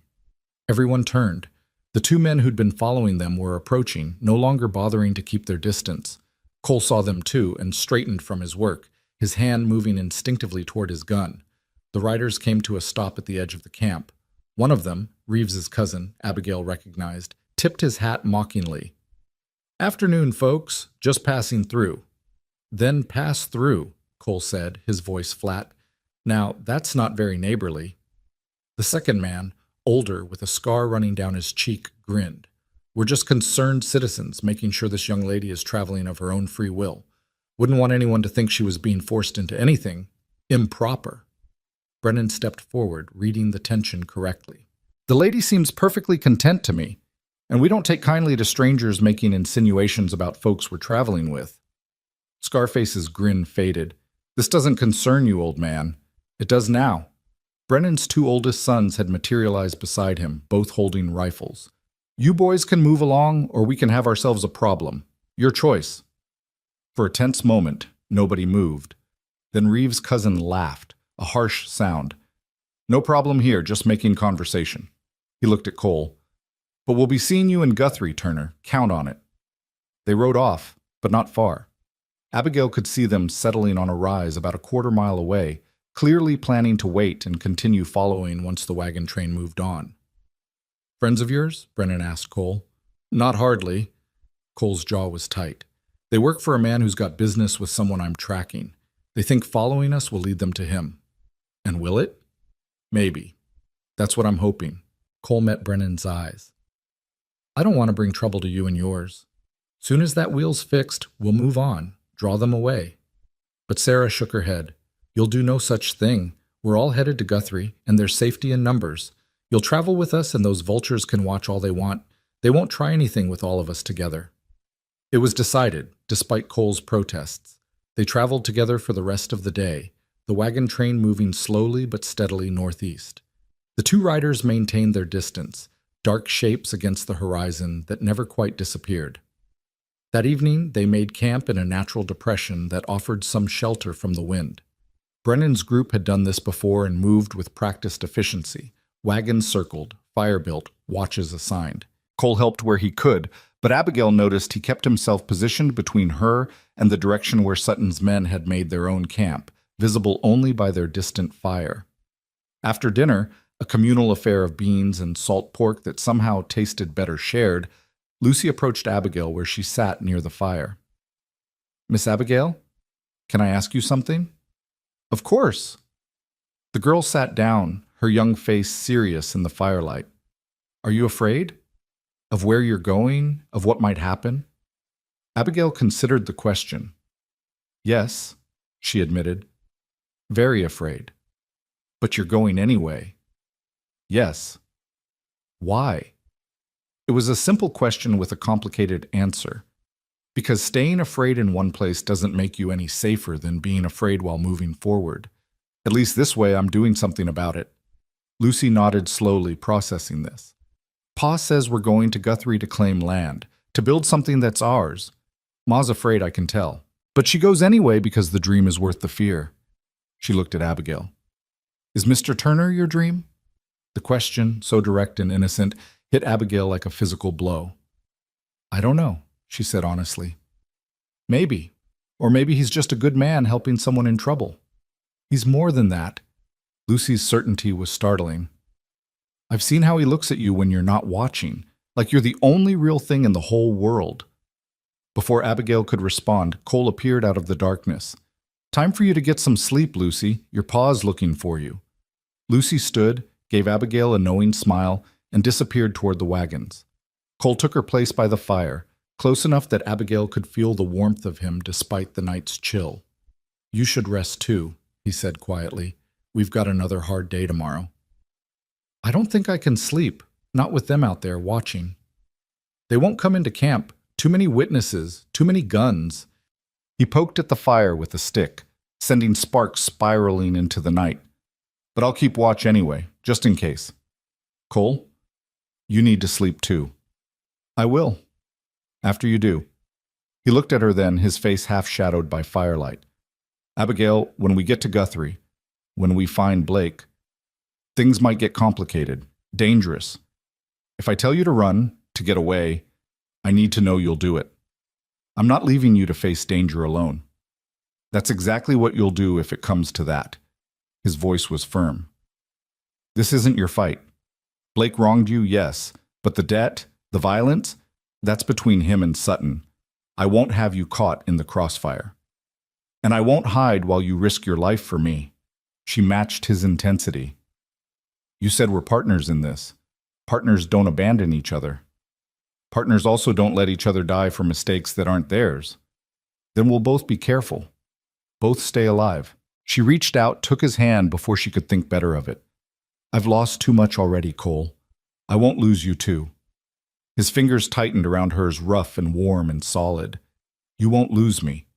I promise you that. He raised her hand to his lips, pressed a kiss to her knuckles that sent heat rushing through her. Now please, try to rest. I need you sharp tomorrow. She did try, lying on a bedroll near the fire while Cole kept watch. But sleep was elusive, her mind spinning with worry and planning, and the memory of his lips on her skin. Around her the camp settled into quiet, soft snores, the occasional murmur of the watch changing, the crackling of the fire. She must have dozed eventually because she woke to Cole's hand on her shoulder, his voice urgent but quiet. Abigail, wake up. We need to move. Now. She sat up, instantly alert. What's wrong? Their fire went out an hour ago. I thought maybe they'd just gone to sleep, but I sent one of Brennan's boys to check. His face was grim. They're gone. Rode out quiet, heading northeast. Toward Guthrie. They're not following anymore. They're getting ahead of us. Cole was already moving, gathering their things. They know where we're headed now. They'll warn Sutton, maybe set up an ambush. We need to move fast, get there before they can prepare. Brennan appeared, his rifle in hand. Trouble? Those men who were following us took off. They'll beat us to Guthrie at the pace your wagons move. Cole looked at him. No offense meant, but we need to ride hard now. Can't wait for the train. Understood. Brennan gripped Cole's shoulder. You watch yourself, Turner, and you take care of that young lady. With my life. Within minutes, they were mounted and riding, pushing the horses harder than was wise in the dark, but having no choice. The moon was waning, providing just enough light to see the trail. Cole set a punishing pace, only slowing when the terrain became too treacherous. They rode through the remainder of the night and into the gray pre-dawn, stopping only twice to rest the horses. Abigail's legs ached, her back screamed in protest, but she didn't complain. Cole's face was set in determined lines, his focus absolute. As the sun rose, painting the sky in shades of pink and gold, they crested a hill and saw it. Guthrie, sprawling across the prairie like a promise or a threat, depending on your perspective. It was bigger than Hollow Bend, more established, with actual streets and multiple buildings that suggested permanence. We made good time, Cole said, his voice rough from lack of sleep. But they're probably already here, already warned Sutton. So what do we do? We find Blake before they do. He looked at her. You remember what he looks like from his letters? Any description he gave? He said he was tall, dark-haired, that's all. It seemed impossibly inadequate now. His sister's name is Margaret Blake. That's what the sheriff told me. We find her. We find him. Cole urged his horse forward. Stay close to me. Don't talk to anyone we don't know. And if shooting starts, I run. I know. She didn't agree with it, but she wouldn't argue now. They entered Guthrie as the town was waking, shopkeepers opening doors, early risers heading to breakfast. Cole found a livery stable and arranged for the horses to be fed and watered. Then they set out on foot to find Margaret Blake. It didn't take long. The third person they asked, an older woman sweeping her porch, directed them to a modest house on the edge of town. Margaret Blake? Sure, I know her. Seamstress, works out of her home. That house there with the blue shutters. But I'd mind my business if I were you. She's got her brother staying with her, and he's trouble from what I hear. Cole thanked her, and they approached the house carefully. Before they could knock, the door opened and a woman stood there. Mid-30s, tired eyes, her hands stained with dye. Margaret Blake. It had to be. If you're here about debts, he's not here, she said immediately. We're not collectors, Abigail said quickly, but we do need to speak with your brother. It's urgent. Margaret's eyes narrowed, taking in Abigail's face, her traveling clothes. You're her, the bride. I was meant to be, yes.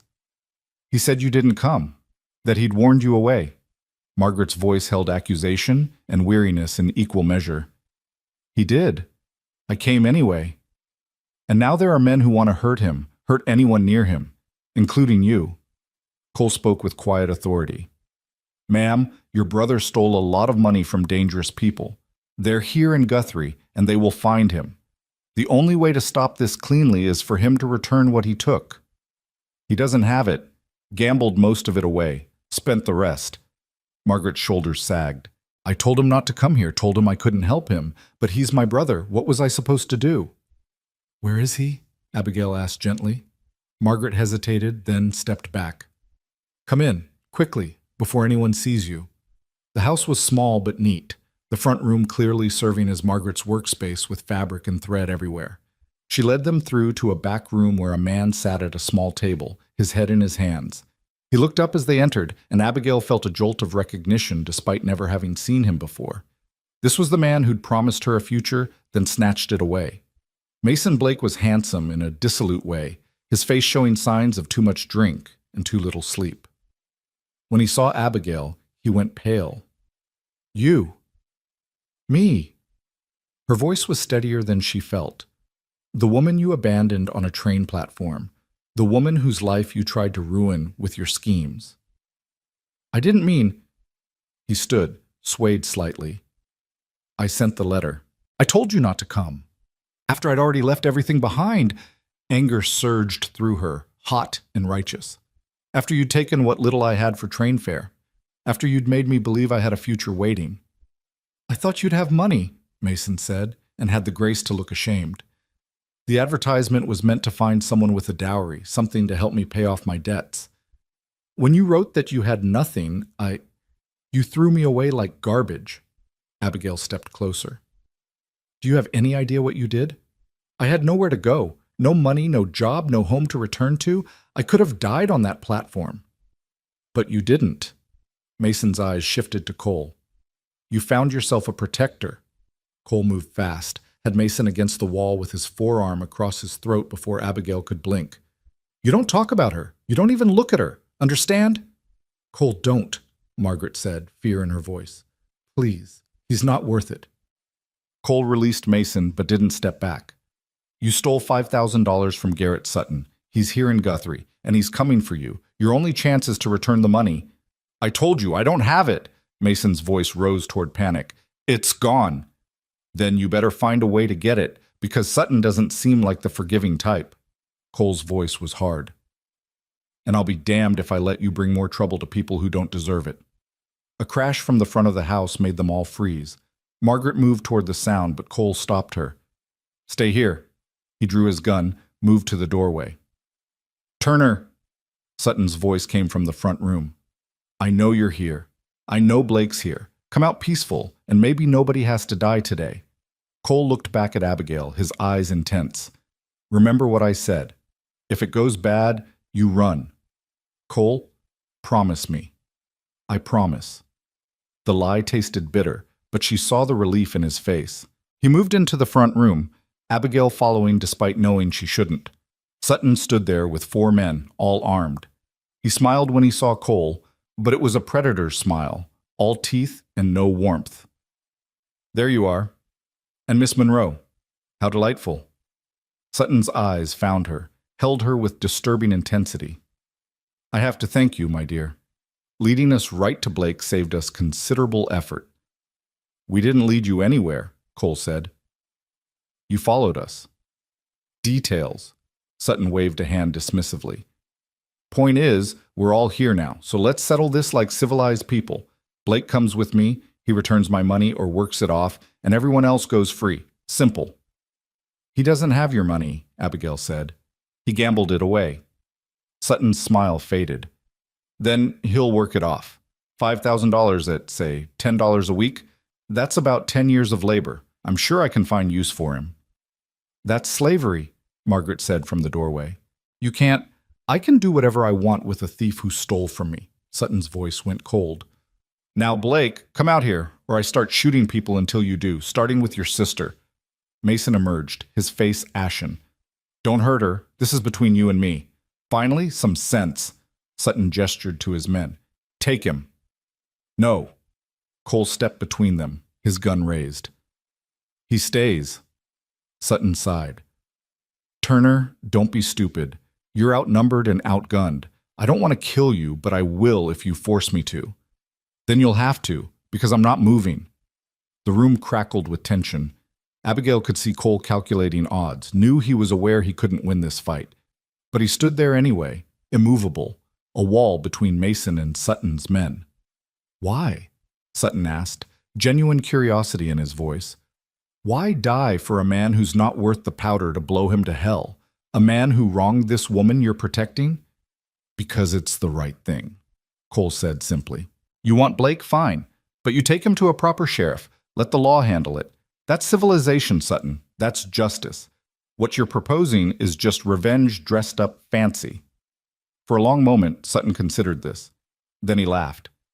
You know what, Turner? I actually respect that. Stupid, but honorable. His hand moved toward his gun.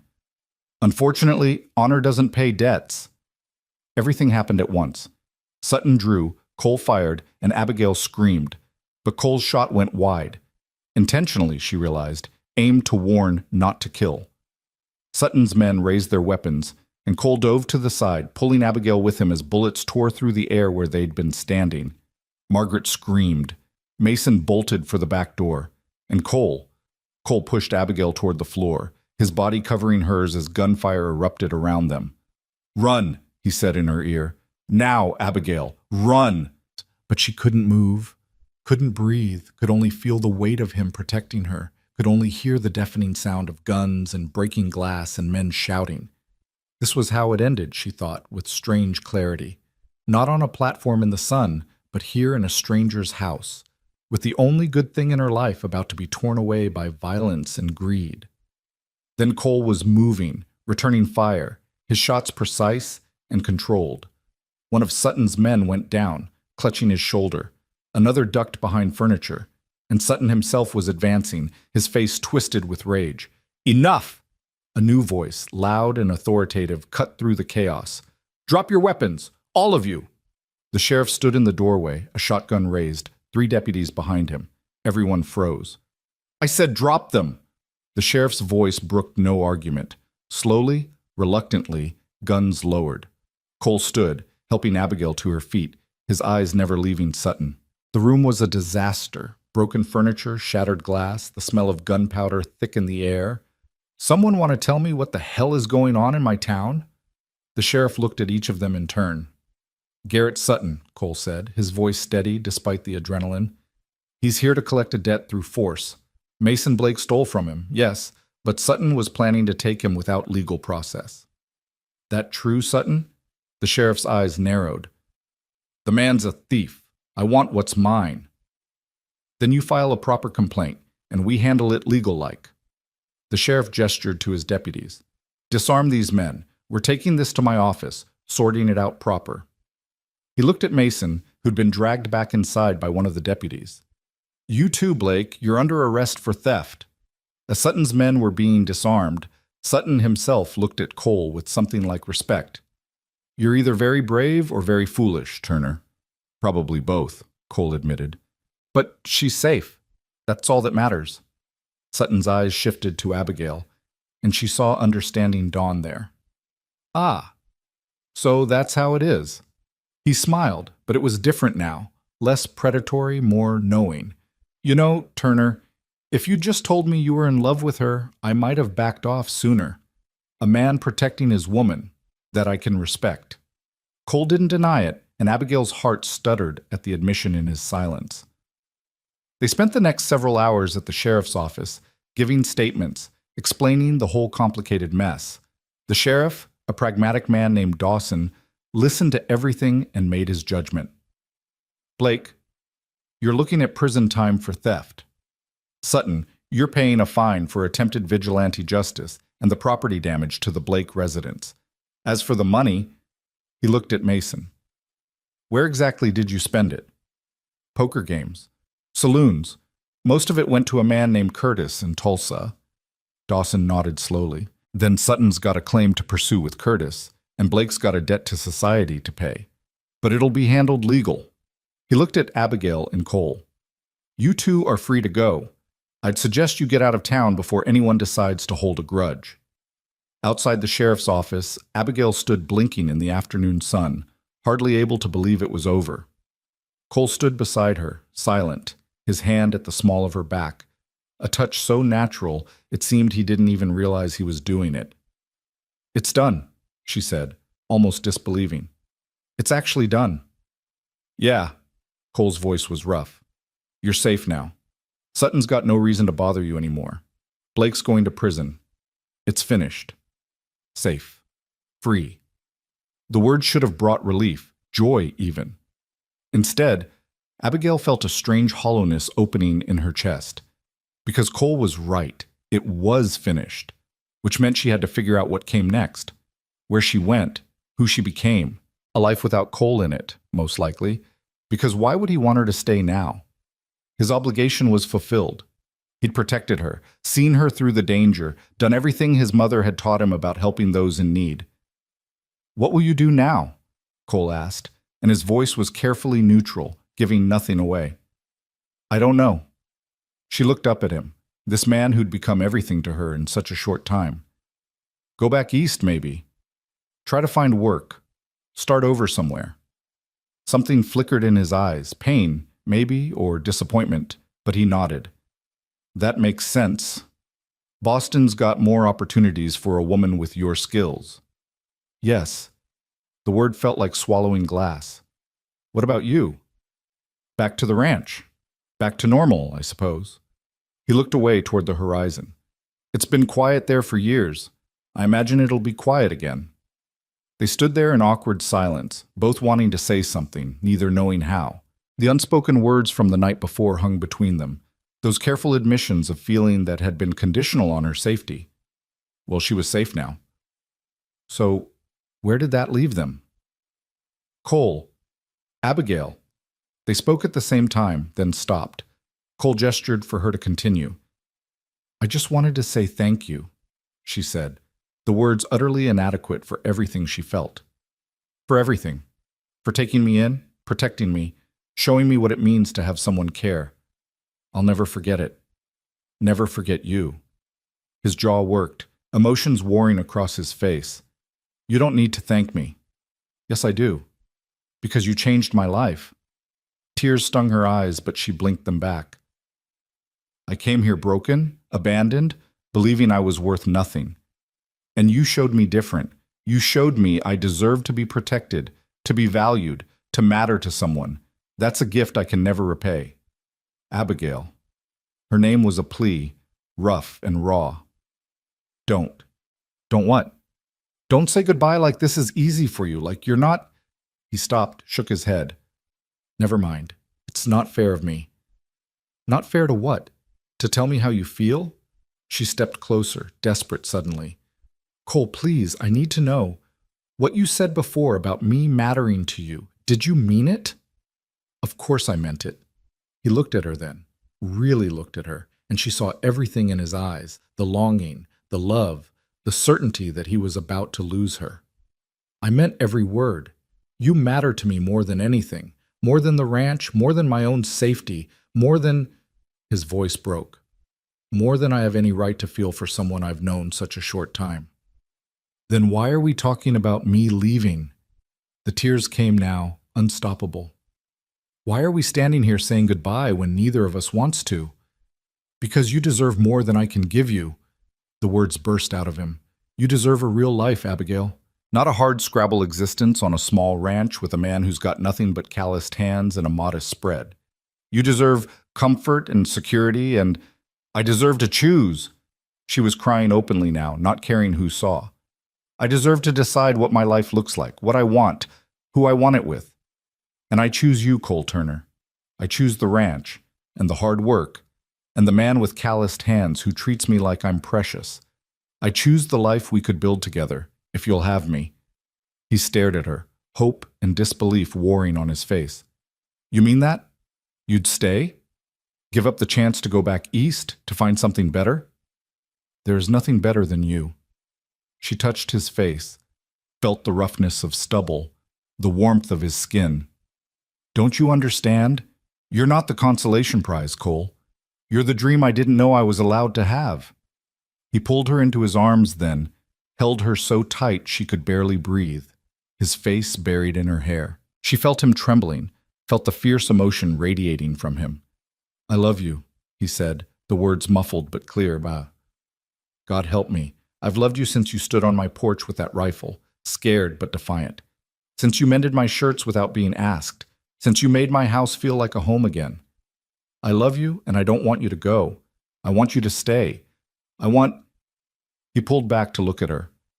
I want to marry you, Abigail. Not because you need protection or because you have nowhere else to go, but because I can't imagine my life without you in it anymore.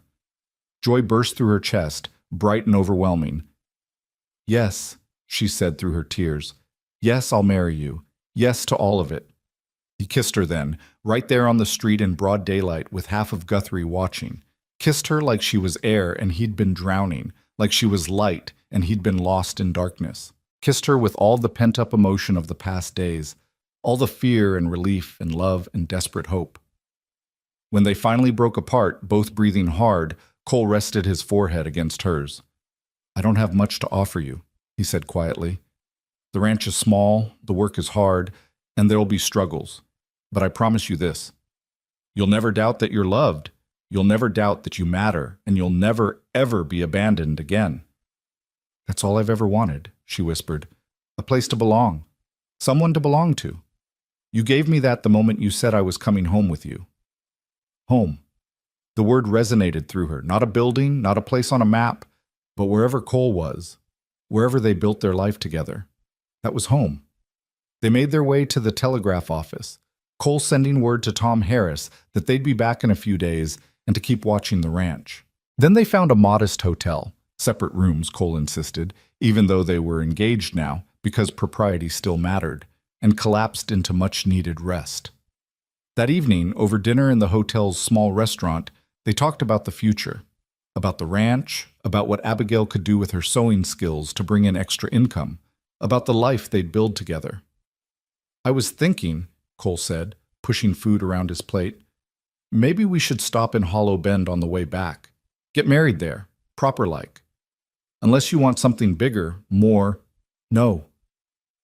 Abigail reached across the table, took his hand. Hollow Bend is perfect, where it all started, where you found me, where he'd saved her, where she'd been given a second chance at life, at love, at everything she'd thought was lost forever. They were married 3 days later in Hollow Bend's small church, with Tom Harris and his wife as witnesses and half the town in attendance. News of their story had spread, and people loved a romance with a happy ending. Abigail wore her best dress, the one she'd brought from Boston, thinking she'd wear it for a man who'd abandoned her. Instead, she wore it for a man who'd chosen her, who'd fought for her, who loved her not despite her brokenness, but with full knowledge of it. Cole wore his Sunday best, which wasn't much fancier than his work clothes, but he looked at her like she was wearing silk and diamonds. When the minister asked if he took this woman, his "I do" rang out strong and certain, a promise that echoed in the rafters. And when it was her turn, when she said those same words, she meant them with everything she was.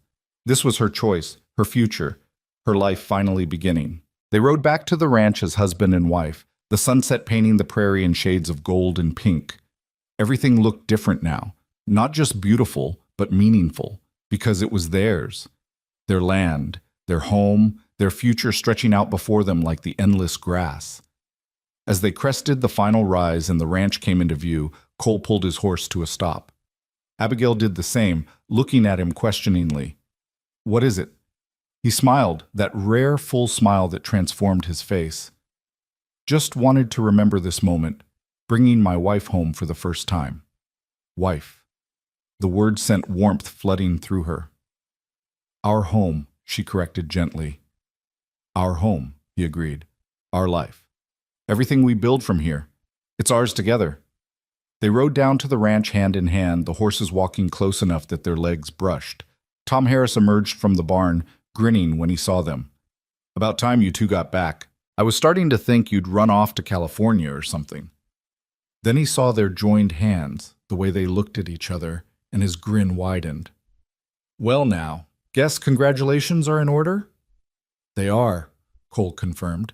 "Tom Harris, meet my wife, Abigail Turner."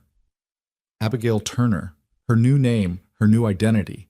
Not the abandoned orphan, not the desperate mail-order bride, but a woman who'd chosen her own path, who'd fought for her own happiness, who'd found love in the most unexpected place. That night, in the house that was now truly hers, Abigail stood at the window looking out at the stars. She heard Cole come up behind her, felt his arms wrap around her waist, his chin resting on her shoulder. "Having second thoughts?" he asked, a hint of teasing in his voice, but real vulnerability underneath. "Not even close." She turned in his arms, looking up at him. "I was just thinking about that letter, the one from Mason telling me not to come. I've spent days cursing that letter, hating it for what it did to me. But now?" She shook her head in wonder. "Now I think maybe it was the best thing that ever happened to me." "How do you figure?" "Because it brought me here. To you. If he hadn't sent it, if I'd arrived and married him like I planned, I'd be miserable right now. Living a lie with a criminal, never knowing what real love felt like." She touched his face, memorizing every line, every feature. I thought that letter destroyed my future, but really, it gave me one. Cole kissed her softly, a kiss full of promise and new beginnings. Then I guess I owe Mason Blake a thank you, even if the bastard doesn't deserve it. She laughed, the sound free and genuine. Don't you dare. They stood there together, wrapped in each other and the quiet of the prairie night. Outside, the wind whispered through the grass, carrying with it the smell of sage and earth and home. And inside, two hearts that had been broken and lost had found each other, had chosen each other, had built something beautiful from the wreckage of failed dreams. This was how love happened sometimes, not in the careful plans and arranged meetings, not in advertisements and letters written by strangers, but in the unexpected kindness of a man who couldn't walk away from someone in need, in the courage of a woman who refused to stay broken, in the choice to fight for something worth having, even when it scared you. Abigail had come to Hollow Bend expecting one kind of future and found another entirely. She'd been abandoned by a man who saw her as worthless, only to be claimed by a man who saw her as priceless. She'd thought she was coming to Oklahoma to fulfill someone else's dream, but instead she'd discovered her own. And that dream was standing here with his arms around her, promising her tomorrow and every day after, promising her a home and a partnership and a love that would weather whatever storms came their way. She'd come here to be someone's wife, and she'd succeeded, just not in any way she could have imagined. She was Mrs. Abigail Turner now, and she was finally home. The first weeks of marriage brought changes that neither of them had fully anticipated. The house that had been Cole's solitary domain for 5 years transformed into something alive with shared rhythms, morning coffee made together, meals prepared side by side, evenings spent in conversation rather than silence. Abigail found herself learning the particular language of ranch life, the way weather dictated everything, how the cattle had their own patterns and personalities, how the land itself seemed to breathe with the seasons. She established a small sewing corner by the window in the main room where the light was best and began taking in work from neighboring ranches and the few families scattered across the territory. Word spread quickly that Cole Turner's new wife had magic in her fingers when it came to mending and alterations. The extra income was modest but steady, and more than that, it gave Abigail a sense of contributing, of building their future together with her own skills. But peace, they were learning, was a fragile thing in this territory. It was a Tuesday morning, nearly 6 weeks after their wedding, when the rider came. Abigail was in the garden, coaxing late-season vegetables from the stubborn earth, when she heard hoofbeats approaching fast. She straightened, shading her eyes against the sun, and felt her heart sink when she recognized Tom Harris's youngest son, barely 16, riding like the devil himself was chasing him. Cole emerged from the barn at the same moment, his face already shifting into that alert wariness she'd come to recognize as his response to trouble. "Billy? What's wrong?" The boy pulled up hard, his horse lathered and breathing heavy. "Mr. Turner, Pa sent me. There's riders coming. A lot of them. 20, maybe more. They're burning homesteads as they go, running folks off their claims. Pa says they'll be here by nightfall, maybe sooner." Abigail felt ice slide down her spine. "Who are they?" "Cattlemen from up north, Pa thinks. Big outfit that doesn't like settlers claiming open range." Billy's eyes were wide with fear. "They already hit the Brennans, burned their wagons, scattered their livestock. Mrs. Brennan and the kids are at our place now, but Pa says it's not safe to stay. Says everyone needs to either run or make a stand." Cole's expression had gone hard as granite. "How many families are left between here and the Harris place?" "Maybe 6, 7. Most are packing up, heading to town, but some are talking about fighting." Billy looked at Cole with the desperate hope of youth seeking guidance from someone stronger.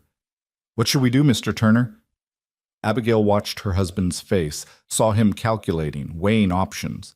She knew what he was thinking, the same thing she was. They could run, pack what they could carry, and flee to Hollow Bend or beyond. Wait for the danger to pass. It would be the safe choice, the smart choice. But this was their home, their life, everything they'd fought for. "You tell your pa I'm coming," Cole said finally. "Tell him to gather anyone willing to make a stand at his place. It's the most defensible position. We'll fort up there, protect what's ours." "Cole," Abigail started, but he was already moving. "Billy, ride on. We'll be right behind you." As the boy galloped off, Cole turned to Abigail, his eyes intense. I need you to pack essentials, food, ammunition, medical supplies if we have them. Enough for a few days. We're really going to fight them? Her voice was steadier than she felt. We're going to defend our neighbors, our home, our right to be here. He gripped her shoulders. I won't force you into this. If you want to go to town, wait this out somewhere safe. We've had this conversation before, she cut him off. I'm not leaving you. I'm not hiding while you face danger. We're in this together, remember? Something fierce and proud flashed in his eyes. Together, he agreed, always together. They worked with practiced efficiency, loading the wagon with supplies, securing the house as best they could. Cole gathered his rifles, checked his ammunition, his face set in those hard lines she'd seen in Guthrie. But this was different, she realized. This wasn't about protecting her specifically. This was about protecting a way of life, about standing up to those who thought might made right. As they prepared to leave, Abigail found herself pausing at the threshold of their home, looking back at the space that had become so precious to her in such a short time. The table where they ate breakfast, the chair where Cole read in the evenings, the bedroom where they'd built a life together, all of it at risk now, threatened by men who saw this land as theirs simply because they'd been here first, because they had the guns and numbers to enforce their will. We'll come back to it, Cole said quietly beside her.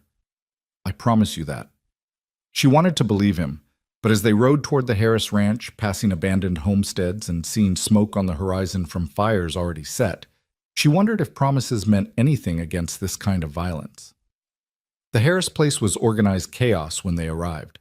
Perhaps 15 people had gathered, mostly men, but a few women too, including Sarah Brennan, her face set in determined lines despite the fear in her eyes.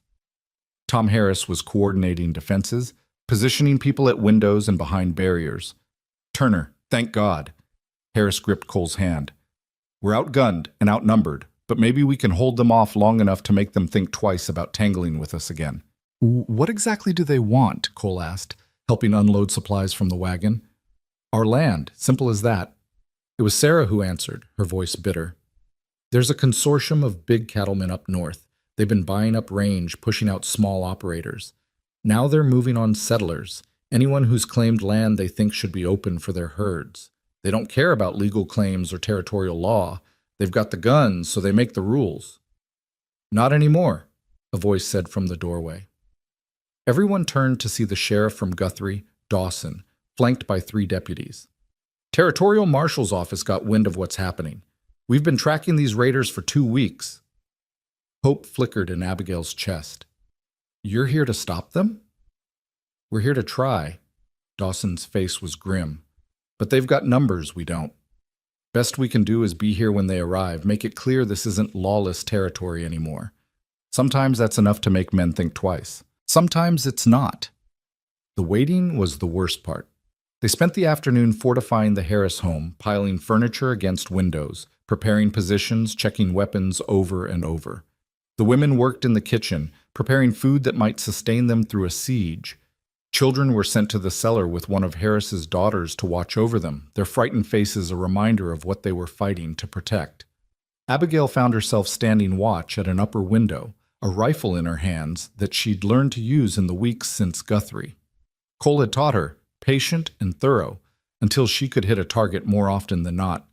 She'd never imagined actually having to shoot at a person, though. The thought made her stomach turn. Cole came up behind her, his hand gentle on her shoulder. You don't have to be here. You could go to the cellar with the children. And leave you up here alone? She turned to face him. No, we stand together, remember? He pulled her close, and she felt the tension in his body, the coiled readiness for violence. If it comes to shooting, aim for the horses first if you can. Easier target, and it stops them without killing. But Abigail, his voice dropped lower. If it's you or them, you don't hesitate. You understand? She nodded against his chest, not trusting her voice. They came as the sun was setting, silhouetted against the orange sky like something out of a nightmare. 23 riders by Abigail's count, maybe more. They approached slowly, deliberately, making no attempt to hide their numbers or intentions. At their head rode a man who carried himself like a general surveying a battlefield he'd already won. Sheriff Dawson stepped out onto the porch, his badge glinting in the dying light. That's far enough. This is Sheriff Dawson of Guthrie. You men are in violation of territorial law. Turn back now, and we'll call this a misunderstanding. The lead rider laughed, a sound like grinding stone. Territorial law doesn't run out here, Sheriff. We do. These people are squatting on open range, and we're here to move them along. You'd be smart to step aside. Can't do that. Dawson's voice carried across the yard. These folks have legal claims, properly filed and registered. You burn them out, you're committing arson and assault. I've got 4 lawmen here and about 15 armed citizens. You want to test us, that's your choice. But some of you won't right away. A tense silence fell. Abigail could see the riders shifting, weighing their options. They'd probably expected to face frightened settlers, easy to scatter. Finding law and organized resistance had clearly not been part of their plan. The lead rider's eyes scanned the house, counting guns and windows, assessing the fortifications. Abigail held her breath, her finger near the trigger, praying he'd choose to back down. You're making a mistake, Sheriff, the man said finally. The Cattlemen's Association won't forget this. Neither will the Territorial Marshal's office. Dawson's voice was steel. And I promise you, they've got longer memories and more patience than you do. Now move along before someone gets hurt over something as stupid as pride. For a long moment, it could have gone either way. Then the lead rider spat into the dust, yanked his horse's head around, and started back the way he'd come.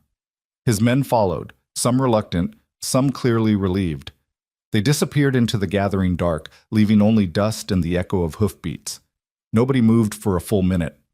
Then Tom Harris let out a whoop, and suddenly everyone was talking at once, the tension breaking like a dam.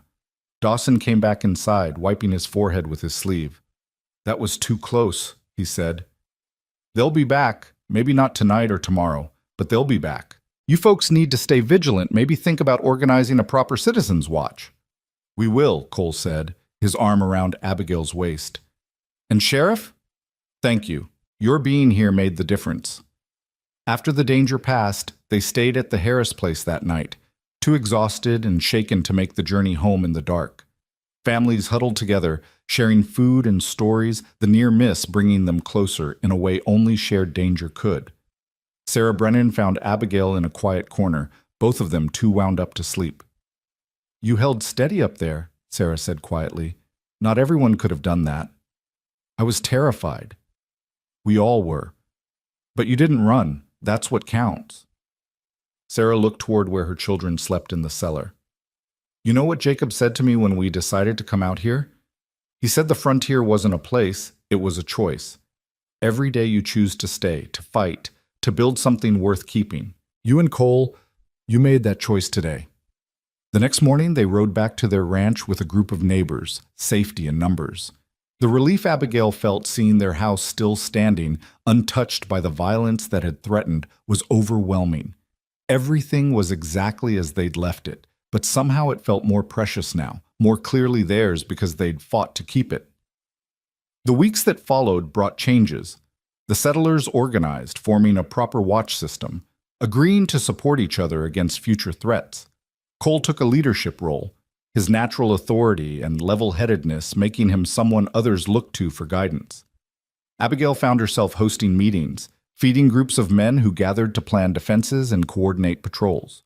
Their life took on new dimensions, no longer just the two of them building a home, but part of a larger community, connected to neighbors through shared struggle and mutual protection. It was exhausting and sometimes frightening, but it was also deeply satisfying. They were building something bigger than themselves, creating a place where people could make lives and raise families without fear. It was nearly 3 months after their wedding when Abigail realized she'd missed her monthly courses. At first, she dismissed it. The stress of the raid, the changes in her life, any number of things could cause such disruption. But when another week passed and she woke feeling nauseated, when certain smells suddenly became unbearable, she knew. She was pregnant. The knowledge filled her with a complex mixture of joy and fear, a child, their child, growing inside her. The future made tangible in a way she'd never imagined. But also, a child born into this hard land, this dangerous territory where raiders could come at any moment, where survival was never guaranteed. She told Cole that evening as they sat on the porch watching the sunset, a ritual they'd developed, their quiet time together before the day fully ended. She took his hand, placed it on her still flat stomach, and said simply, "We're going to have a baby." He went completely still, his eyes searching her face as if trying to determine if he'd heard correctly. "A baby? You're sure?" "As sure as I can be without a doctor, but yes, I'm sure." Joy broke across his face like sunrise, pure and radiant. He pulled her into his arms, held her like she was made of glass. "A baby," he repeated, wonder in his voice. "Our baby." She felt tears on her cheeks, happy ones this time. "Are you pleased?" "Pleased?" He laughed, the sound choked with emotion. "Abigail, I don't even have words. This is—" He pulled back to look at her, his hands framing her face. "This is everything. You're everything. And now we're going to have a child, a family. I never thought I'd have this. Never thought I'd be this happy." They sat there together as the sun painted the sky in impossible colors, talking about the future in concrete terms now. Names they might choose, how they'd convert the small storage room into a nursery, whether they should try to get a doctor out from Guthrie when the time came. Making plans, building dreams, creating the life they both wanted. But reality intruded 2 days later when Tom Harris arrived with news that made Cole's face go hard. The Cattlemen's Association filed a claim with the territorial government. They're saying all this land is rightfully theirs, that our claims are invalid. They've got lawyers, money, influence. They're fighting us legal now, instead of with guns. "Can they do that?" Abigail asked, her hand instinctively going to her stomach. "They can try," Cole said, "but we filed our claims proper, followed every regulation. We've got law on our side." "Law doesn't always win against money," Harris said grimly. "I've seen it before. They'll drag it through courts, tie it up in paperwork, make it so expensive to fight that folks give up and leave." "Then we don't give up," Cole said with quiet determination. "We pool our resources, hire a lawyer of our own. We fight them in court the same way we face them down with guns, together." Over the next weeks, the community organized in new ways. They took up a collection, everyone contributing what they could afford, and some giving more than they should have been able to spare. They hired a lawyer from Guthrie, a young man named Patterson, who believed in territorial law and the rights of settlers. He began the long process of defending their claims, filing countersuits, building a case. Abigail threw herself into helping however she could. She organized fundraisers, sewed items to sell in town, used her growing skill with letters and documents to help Patterson prepare his filings. She was sick most mornings now, the baby making its presence known, but she worked through it with stubborn determination. Cole watched her with a mixture of pride and concern. One evening, after she'd spent the entire day helping Patterson organize land claims, he pulled her aside. "You need to rest more. The baby needs a home to be born into," she said firmly. "I'm not going to sit idle while our future is decided by lawyers and cattlemen. This child deserves to inherit a world where right matters more than might, where hard work and legal claims mean something." He couldn't argue with that, so instead he made sure she ate properly, that she got sleep when her body demanded it, that she never lifted anything heavier than a pen. His protectiveness had intensified with the knowledge of her pregnancy, but it was a gentler thing now, expressed in small acts of care rather than trying to shield her from the world. The legal battle dragged on through winter. Snow came to the prairie, transforming the landscape into something both beautiful and brutal. They celebrated Christmas with their neighbors, a modest affair but rich with community and hope. Abigail was showing now, her condition obvious, and the women surrounded her with advice and hand-me-down baby clothes, the kind of practical support that meant more than any fancy gift. It was in early February when Patterson arrived with news. The Cattlemen's Association's claim had been rejected. The territorial judge had ruled in favor of the settlers, declaring their claims legal and binding. It wasn't a complete victory. The cattlemen could appeal, could try again through different channels, but it was a significant win, proof that law could triumph over intimidation. The celebration that night at the Harris place was jubilant. Music, dancing, food shared freely. Abigail, now 6 months pregnant and moving carefully, found herself pulled into the revelry. Cole kept a protective hand on her back. But even he couldn't stop smiling, the tension of months finally easing. Sarah Brennan raised a glass. To the future? To building something worth keeping, to all of us who chose to stay and fight. To the future, everyone echoed, and Abigail felt the baby kick as if in agreement, a flutter of movement that made her gasp and laugh. Cole felt it too, his hand on her stomach. Strong one, he said, wonder in his voice. Just like the mother. Spring came gradually, the prairie transforming from brown to green, wildflowers painting the grass in splashes of color. Abigail was huge now, uncomfortable and awkward, but radiant with impending motherhood. She'd finished preparing the nursery, had stocked it with everything they might need. The community had rallied around them, and hardly a day went by without someone stopping by with a gift or offer of help. She was sitting on the porch one afternoon, resting her swollen ankles, when she saw the rider approaching. Her heart jumped. She was always nervous about unexpected visitors now, but as he got closer, she recognized Sheriff Dawson. He dismounted, tipped his hat. "Mrs. Turner, is Cole around?" "In the barn. Is something wrong?" "Actually, no. Something's right for a change." Dawson smiled. "Wanted to tell you both in person. Garrett Sutton's been arrested. Turns out he was involved in some illegal land schemes up north. He'll be in prison for a good long while. And Mason Blake, he made a deal with the prosecutor, agreed to testify against Sutton in exchange for a reduced sentence. He's in the territorial prison, but he'll be out in a few years with good behavior." Abigail absorbed this news, feeling a strange sense of closure. "So it's really over? All of it?" "All of it," Dawson confirmed. "Figured you deserved to know, after everything you went through." Cole emerged from the barn, and Dawson repeated the news. They thanked him, invited him to stay for dinner, but he declined, needing to get back to Guthrie. As he rode away, Abigail leaned against Cole, his arm around her shoulders. "It's hard to believe," she said quietly, "that all of that, Mason, Sutton, the danger, it all started less than a year ago. Feels like a lifetime." "It was a lifetime," Cole said. "Our old lives ended, and this one began." He placed his hand on her stomach, feeling their child move beneath his palm. "And it keeps getting better." The baby came on a warm night in late April, arriving with the kind of speed that left everyone slightly stunned. The midwife Sarah had arranged barely arrived in time. Cole paced outside until Sarah finally took pity on him and let him in, and he held Abigail's hand through the final pushes, murmuring encouragement and love. Their daughter was born just after midnight, arriving with a lusty cry that announced her presence to the world. She was perfect, 10 fingers, 10 toes, a shock of dark hair, and eyes that would probably be the same storm gray as her father's. "She's beautiful," Cole said, his voice thick with emotion as he held his daughter for the first time. "Perfect, just like her mother." They named her Hope. It seemed fitting, a child born from the ashes of Abigail's abandoned dreams, from the courage to choose a different path, from the love that had grown in the most unexpected soil. Hope Turner, their daughter, their future made flesh. The months that followed were a blur of sleepless nights and overwhelming joy. Abigail discovered depths of love she hadn't known existed, watching Cole with their daughter, seeing the fierce tenderness in his eyes as he held her. The community rallied around them, helping with the ranch work so Cole could spend time with his new family, bringing food and gifts and advice.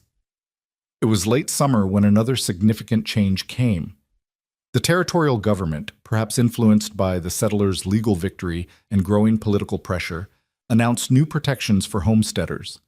The Cattlemen's Association was officially barred from challenging legitimate claims. Their land, their home, their future, all of it was secure now, protected by law and precedent. Cole and Abigail stood on their porch one evening, watching the sunset paint the prairie gold. Hope was asleep in her cradle inside, and for the first time in what felt like forever, there were no threats on the horizon, no dangers lurking, no fights to fight. "Do you ever think about it?" Abigail asked quietly. "That day on the platform? How different everything could have been." Cole pulled her closer. "Every day.